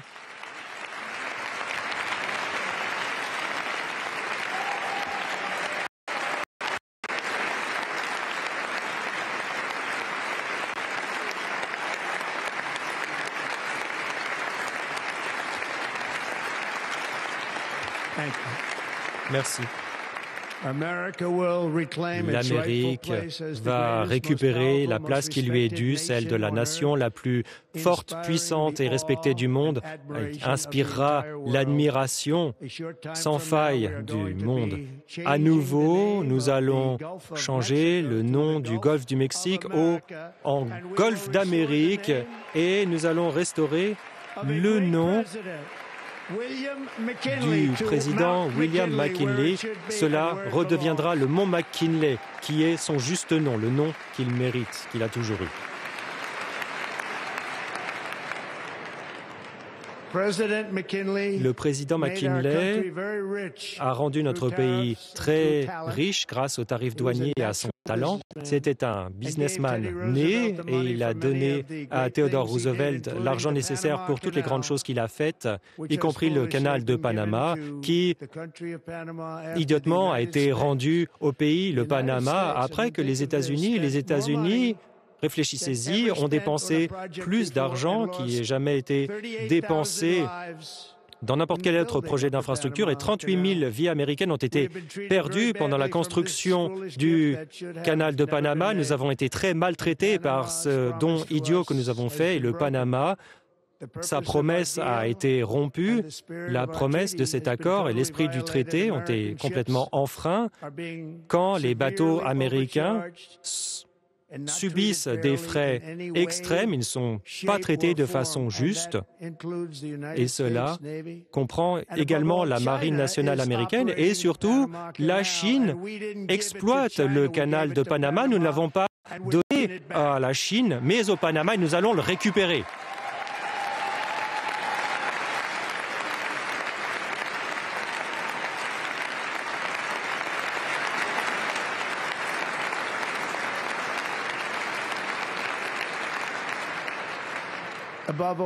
Surtout, mon message pour les Américains aujourd'hui est qu'il est temps à nouveau d'agir avec courage, vigueur et la vitalité de la plus grande civilisation de l'histoire.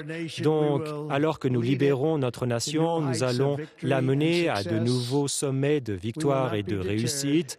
Nous ne serons pas dissuadés. Ensemble, nous allons mettre fin à l'épidémie de maladies chroniques et assurer la sécurité et la santé de nos enfants qui ne souffriront plus de la maladie. Les États-Unis se considéreront comme une nation en croissance à nouveau, une nation qui augmente notre richesse, qui développe son territoire, qui construit des villes, qui élève les attentes, qui porte le drapeau sur de nouveaux horizons magnifiques. Et nous allons poursuivre notre destinée manifeste dans les étoiles pour lancer des astronautes américains pour planter la bannière étoilée sur la planète Mars.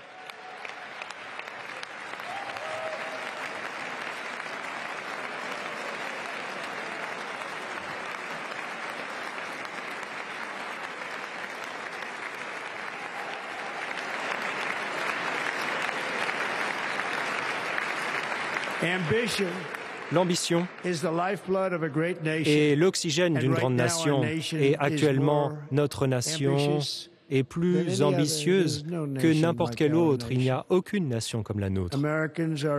Les Américains sont des explorateurs, des constructeurs, des innovateurs, des entrepreneurs, des pionniers. L'esprit de la frontière vit au fond de nos cœurs. L'appel de la prochaine grande aventure résonne au fond de notre âme. Nos ancêtres américains ont transformé un petit groupe de colonies au bord d'un vaste continent en république puissante des citoyens les plus extraordinaires du monde. Personne ne peut s'en rapprocher. Les Américains ont traversé des milliers de kilomètres dans des territoires difficiles, à travers la nature sauvage, les déserts, les montagnes, en bravant des dangers innombrables, en sauvant des millions de personnes de la tyrannie, en permettant à des milliards de personnes de s'élever de la pauvreté, en exploitant l'électricité, en divisant l'atome, en lançant l'humanité dans les cieux et en mettant l'univers de la connaissance humaine dans la paume de la main de l'homme. Si nous travaillons ensemble, il n'y a rien que nous ne puissions accomplir et aucun rêve que nous ne puissions réaliser. Bon nombre de personnes ont pensé qu'il était impossible pour moi d'organiser un retour politique si historique, mais comme vous pouvez le voir aujourd'hui, je suis de retour. Le peuple américain s'est exprimé.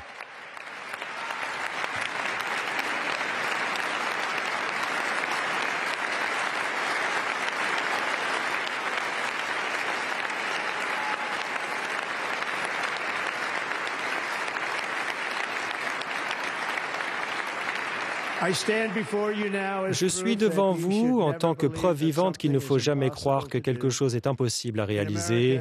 En Amérique, l'impossible, c'est ce que nous faisons de mieux.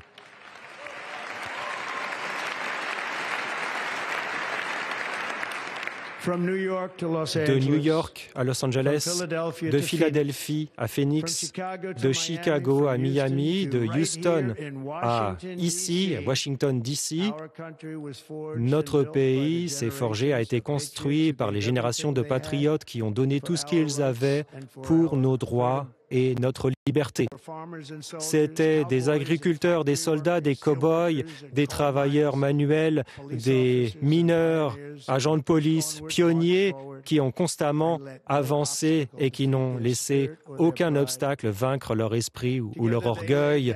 Ensemble, ils ont posé les voies ferrées, élevé les gratte-ciels, construit le réseau d'autoroutes. Ils ont gagné 2 guerres mondiales, ils ont vaincu le fascisme et le communisme. Et ils ont triomphé de n'importe quel défi qu'ils aient pu affronter. Après tout ce que nous avons connu ensemble, nous sommes au bord des 4 plus grandes années de l'histoire américaine. Avec votre aide, nous allons recréer la promesse américaine, nous allons reconstruire la nation que nous aimons tant. Nous sommes un peuple, une famille, une nation glorieuse sous le regard de Dieu, et donc avec les rêves qu'ont tous les parents pour leurs enfants et qu'ont pour leur avenir. Je vais me battre pour vous et je vais gagner pour vous. Nous allons gagner comme jamais auparavant.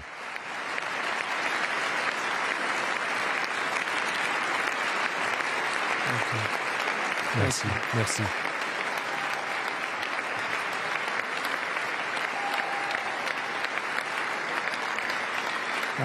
Merci. Merci. Ces dernières années, notre nation a fortement souffert, mais nous allons lui permettre d'assurer un retour, lui rendre sa grandeur, une grandeur inédite. Nous serons une nation comme aucune autre, pleine de passion, de courage, d'exceptionnalisme. Notre pouvoir de mettre fin aux guerres et de créer un nouvel esprit d'unité dans un monde qui est en colère, violent et complètement imprévisible sera respecté, fera l'admiration du monde, y compris par des personnes de religion, de volonté. Nous serons prospères, nous serons fiers, nous serons forts et nous allons gagner. Donald Trump, lors de son discours d'investiture, Donald Trump, 47e président des États-Unis, et mon plateau est sidéré. On a quand même des éléments qui étaient... alors pour la concorde nationale, on repassera, hein, clairement. Il y a des éléments qui sont un peu consubstantiels en fait, de la rhétorique de Trump, à savoir le déclinisme et plus largement de la rhétorique politique aux États-Unis, à savoir le providentialisme, cette idée que les États-Unis ont une mission divine, en fait, d'exporter le capitalisme et la démocratie. Alors sur ces deux éléments, on pourrait en reparler. Donc ça, c'est les éléments qui sont... connus. Ce qui est intéressant, c'est les trois occurrences du mot amour aussi qui ont été jetées à l'intérieur de ce discours. Et il y a quand même des éléments intéressants sur la manière dont il, en fait, directement attaque l'administration précédente, personnalise à outrance le discours en parlant de sa tentative d'assassinat, etc. Et immédiatement en train d'articuler le performatif, donc cette idée qui va faire plein de choses, avec des mesures extrêmement concrètes, dont l'étendue est quand même assez bluffante, effectivement. On en a parlé, mais maintenant que c'est actualisé, c'est vrai que c'est un petit peu plus impressionnant. Le drapeau sur Mars, le golfe du Mexique, McKinley, voilà, on a un certain nombre de choses intéressantes. Après, c'est vrai que on peut critiquer effectivement tout ce qui s'est passé, la campagne, les affaires juridiques, l'assaut du Capitole, etc. Mais il est vrai que quand même, on reste quand même bluffé, scotché par le storytelling de ce président quand même qui a bravé tout cela et qui finalement se retrouve là au Capitole. Il a gagné. Et alors après, alors il y a des avantages et des inconvénients dans cette culture américaine, mais en tout cas, ce qui est vrai, il y a une phrase qu'on retiendra, c'est vrai que l'impossible est la spécialité américaine. Ils ne baissent jamais les bras, on brave tout, et puis cette culture un petit peu de gagner. Après, c'est vrai que c'est un peu une spécialité, en tout cas des leaders qui se sentent investis d'une mission. Et là, quelle mission, puisqu'il a fait l'objet de tentatives d'assassinat et il se retrouve là. C'est vrai que ça crédibilise un petit peu ses discours et là, il n'y a que Dieu qui a, comme c'est rappelé, qui aurait pu le sauver. Donc voilà, il y a des choses bonnes et moins bonnes, on va dire. C'est ça, c'est ce qu'on retrouve de toute façon chez tous les présidents. Et le paradoxe, c'est vrai que c'est quand même Martin Luther King's Day aujourd'hui. Donc il dit qu'il va poursuivre le rêve de Martin Luther King. Et puis dans un second temps, il dit qu'il va envoyer effectivement tous les étrangers, les étrangers en situation irrégulière dans leur pays. Bon, après, c'est un effet d'annonce. Il avait déjà annoncé lors de son précédent mandat qu'il allait, que c'est toujours cette même, un petit peu ces mêmes sujets. Ça va être quand même un peu difficile, de toute manière, parce que il y a énormément, on sait que les étrangers, on construit l'économie américaine, que beaucoup d'enfants, de personnes en situation irrégulière sont américains du fait du droit au sol. Après modifier le droit du sol, c'est quand même c'est la Constitution qui le prévoit. Ça va être quand même difficile. Mais en tout cas, on peut retenir aujourd'hui que quand même c'est la victoire. Enfin, c'est un chemin quand même qui est assez fascinant, quand même, qui nous fascine parce que c'est quand même une campagne qui a été assez atypique et on en parle encore. Et je pense qu'on en parlera encore longtemps, peu importe de quel côté on se situe. James. on a entendu l'annonce de beaucoup de mesures. Bon, plusieurs d'entre elles ont été devinées un peu par les dernières semaines, mais aussi dans la première partie de cette émission, on les avait évoquées ensemble.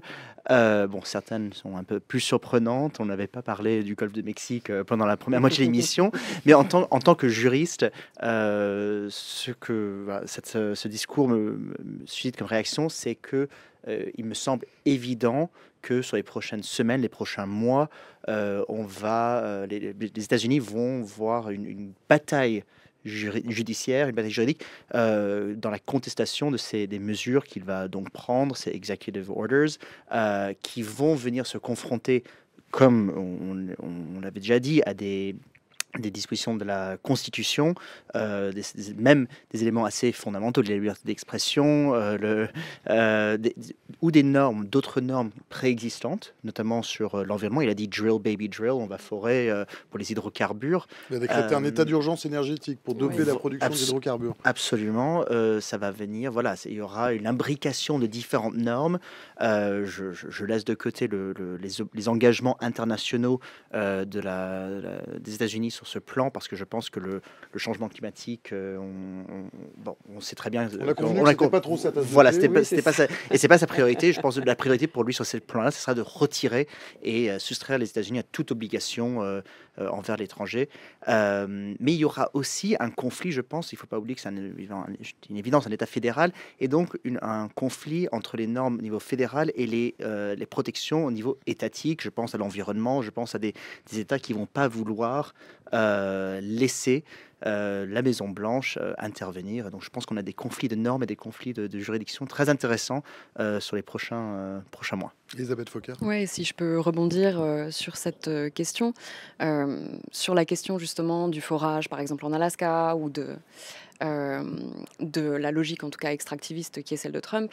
On a quand même un point intéressant, en tout cas un autre paradoxe qui serait vraiment lié au financement de tout ce qui a été le volet en fait climat de l'Inflation Reduction Act de 2022, qui bénéficie à 80% en fait aux États républicains et notamment dans la transition vers les énergies renouvelables.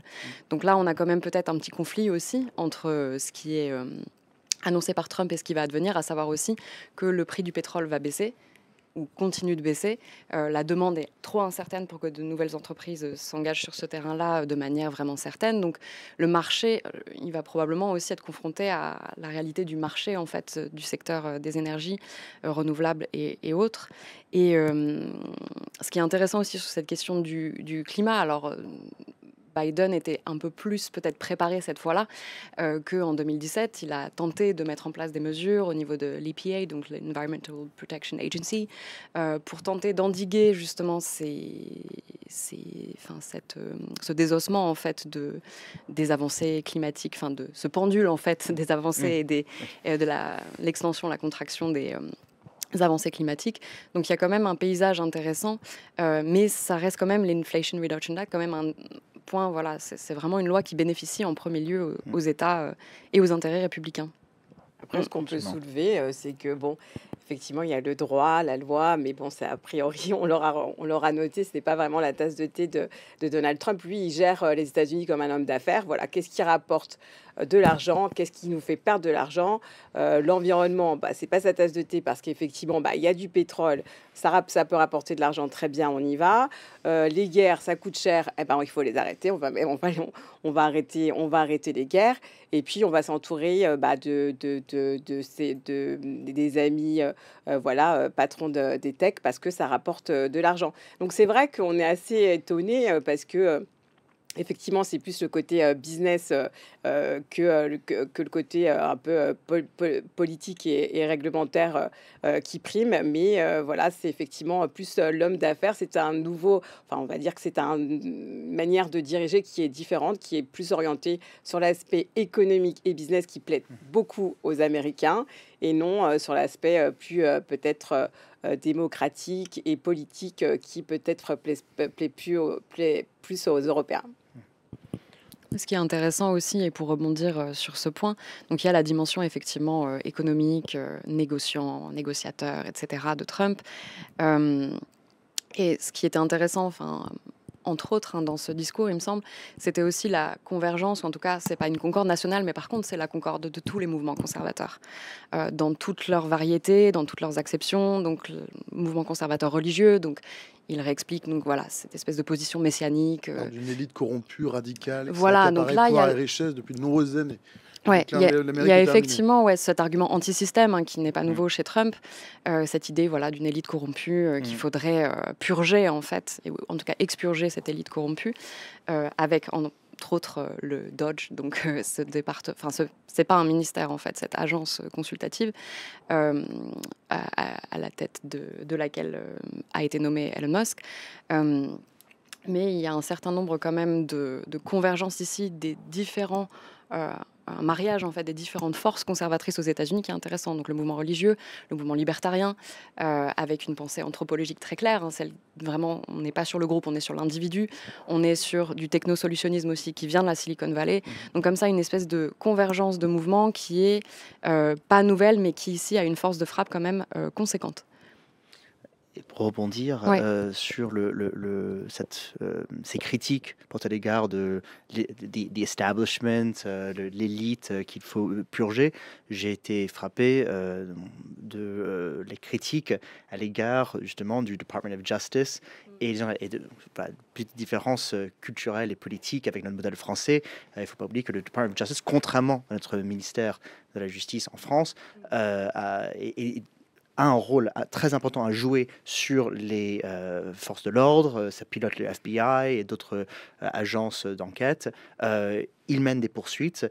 Il n'y a pas la même indépendance d'un corps de magistrats que nous avons en France. Donc ça, c'est quelque chose qui peut être vraiment frappant d'entendre un président américain critiquer le ministère et reconnaître à quel point l'action publique est politique, en fait, là-bas. Et d'une certaine manière aussi, le ministre de la Justice, ou la ministre probablement de la Justice, avec le retrait de Gaetz, sera probablement la nomination la plus importante d'une certaine manière au sein de l'administration Trump. Enfin, on peut en discuter en tout cas pour le domaine intérieur. C'est une des nominations, à mon sens, vraiment capitale, si ce n'est la plus importante. Sophie, tu souscris ? Oui, alors la justice, c'est un gros débat. C'est vrai que moi, ma réflexion, c'est que maintenant, de manière générale, comment en tout cas, les Américains et le reste du monde vont voir un petit peu la justice. Maintenant qu'on voit que toutes ces affaires, finalement, sont tombées à l'eau, c'est une vraie question. Il a nommé son ancienne avocate.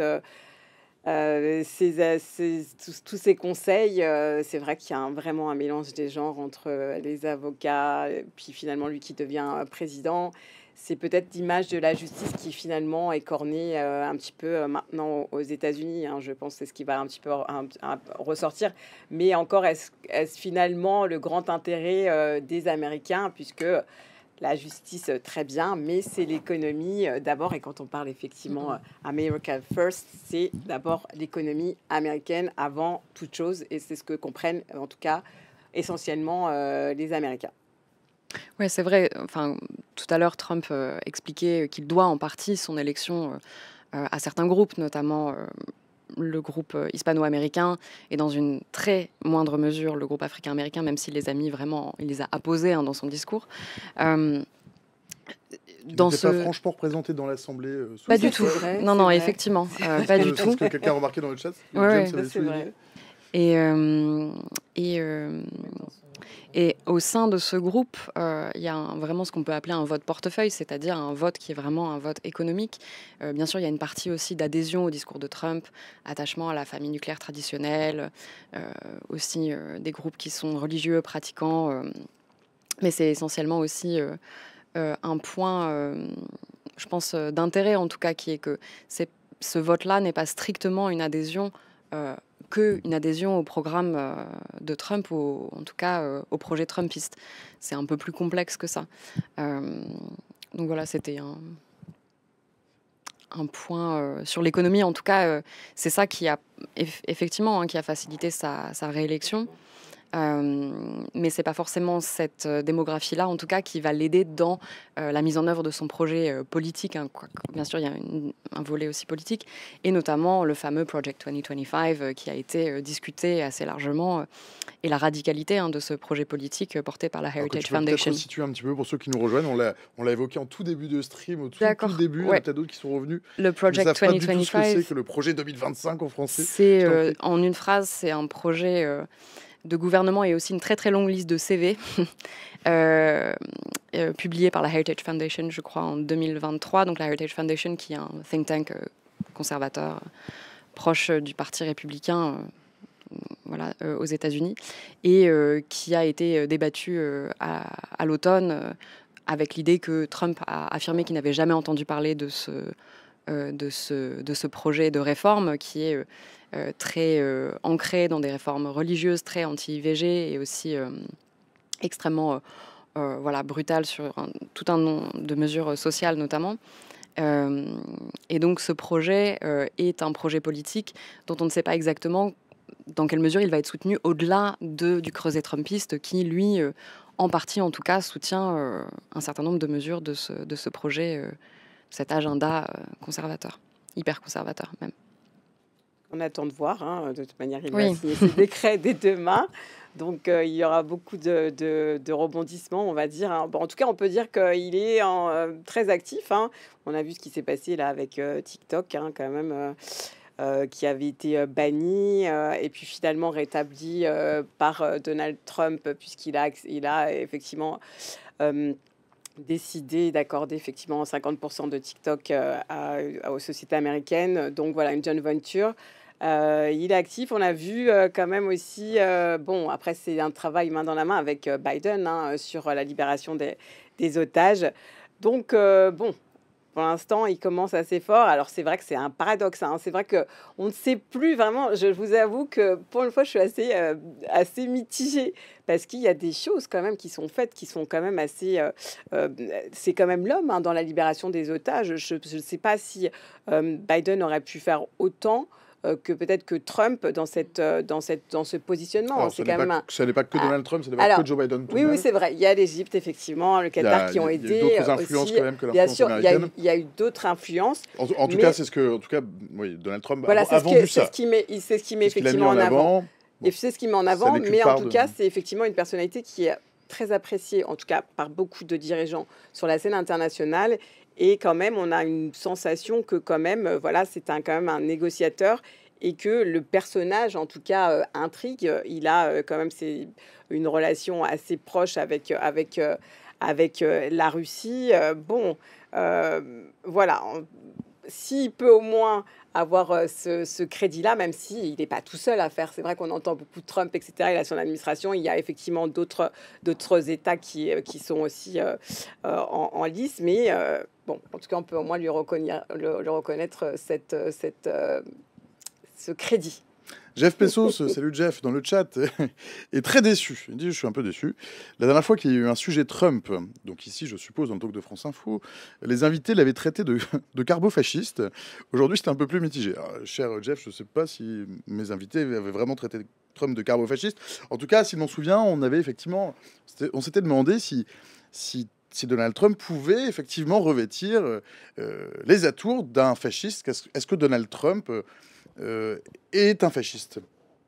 Je pense que c'est une question qui a été posée un certain nombre de fois.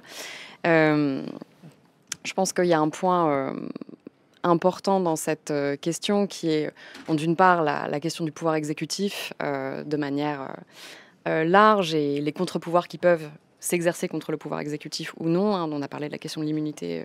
On a parlé aussi un peu plus lointainement, mais de la séparation et de l'équilibre des pouvoirs qui a été quand même malmenée ces dernières années. Ça, c'est sur la question strictement, le périmètre en fait, d'action et potentiellement autocratique qui pourrait être celui de la présidence, même s'il y a encore un certain nombre de contre-pouvoirs qui s'exercent contre Trump. On en a parlé tout à l'heure, le fédéralisme et autres. Et aussi, on n'a pas reparlé, mais en termes de marge du vote populaire, on est à 1,5% d'écart entre les deux candidats sur le vote populaire, ce qui n'est pas non plus le raz-de-marée qu'on avait annoncé au départ. Et pour revenir à la question du fascisme, il me semble qu'il faut être extrêmement prudent dans l'emploi de ce mot. Non pas que certaines positions de Trump ne soient pas analogues à des positionnements autocratiques, je pense qu'ils le sont dans un certain nombre de mesures. En tout cas, ce qui est intéressant, c'est que, il me semble, la manière dont Trump se positionne est une position qu'on peut qualifier de illibérale ou alors en tout cas antidémocratique dans une certaine mesure. La manière dont il exerce le pouvoir, la manière dont il parle de l'Amérique au sens large est quand même très très loin des normes démocratiques, à commencer par la question de la légitimité de l'opposition politique, qui était la question centrale de 2021. Je réponds très à côté, mais il y a un certain nombre de points. Il faut quand même nuancer. C'est vrai que c'est un terme fort fasciste. Quand même, il faut quand même je ne provoquerai pas l'inconfort de notre ami de la Cour de cassation de se prononcer sur le sujet. Mais Sophie a certainement un avis sur la question. Oui, alors après, c'est vrai que ça a été un nouveau type de campagne. C'est vrai qu'il a bénéficié de l'aide de son ami Elon Musk avec X qui a effectivement beaucoup aidé à cette élection, mais il a été élu quand même et finalement démocratiquement. Le Congrès, le Sénat, la Chambre des représentants, on a une vague républicaine, il faut aussi l'accepter. Et puis, et nous, on regarde comme ça, mais a priori, quand même, les Américains sont très... il y en a effectivement qui ne sont pas tellement contents, mais sont quand même assez ravis d'avoir ce président. Donc nous, dans notre œil français, européen, on peut juger, mais en vérité, qui sommes-nous pour juger finalement des élections américaines c'est un président qui a été élu quand même démocratiquement. Chers amis, il est 18h58, passé de 47 secondes, et c'est quasiment l'heure de nous quitter, mais c'est l'heure du mot de la fin ou de la suite, Elisabeth?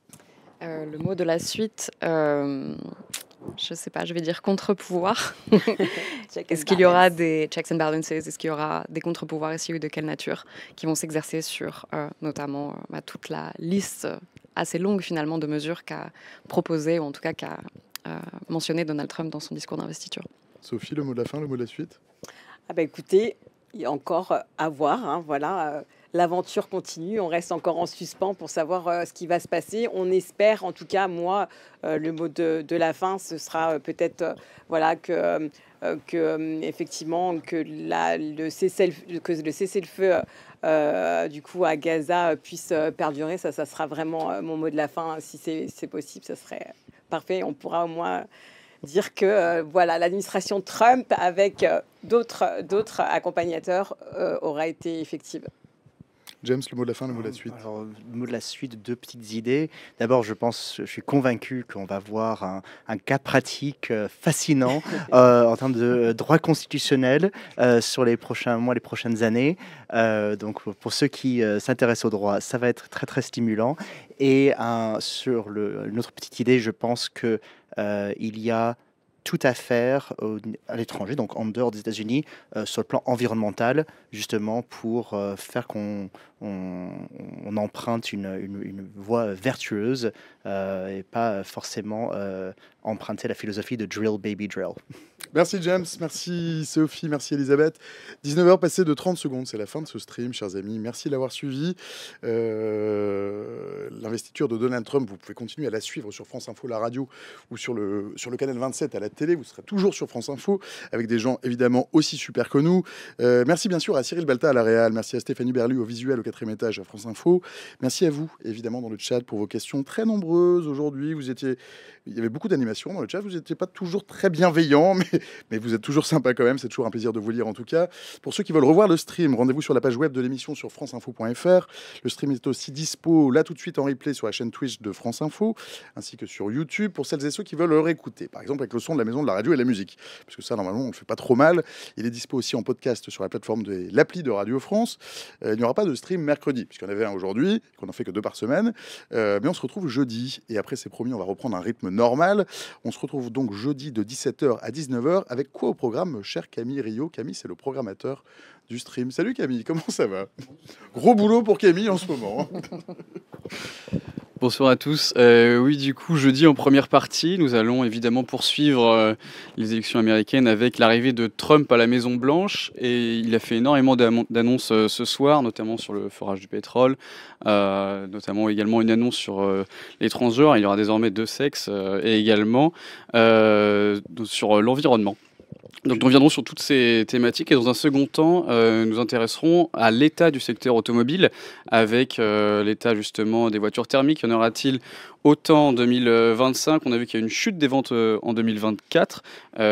Qu'est-ce que ça va être comme bouleversement justement pour le secteur automobile et l'arrivée justement de l'électrique pour les consommateurs et également l'industrie automobile qui sera touchée. Puis pour le président des États-Unis, donc les personnes transgenres, mais surtout le drapeau sur Mars. Merci Camille Rio, programmateur du stream. Rendez-vous donc jeudi, même endroit, même heure, pas vraiment de bonne heure, mais certainement de bonne humeur. Je vous souhaite une excellente soirée à toutes et tous. Salut.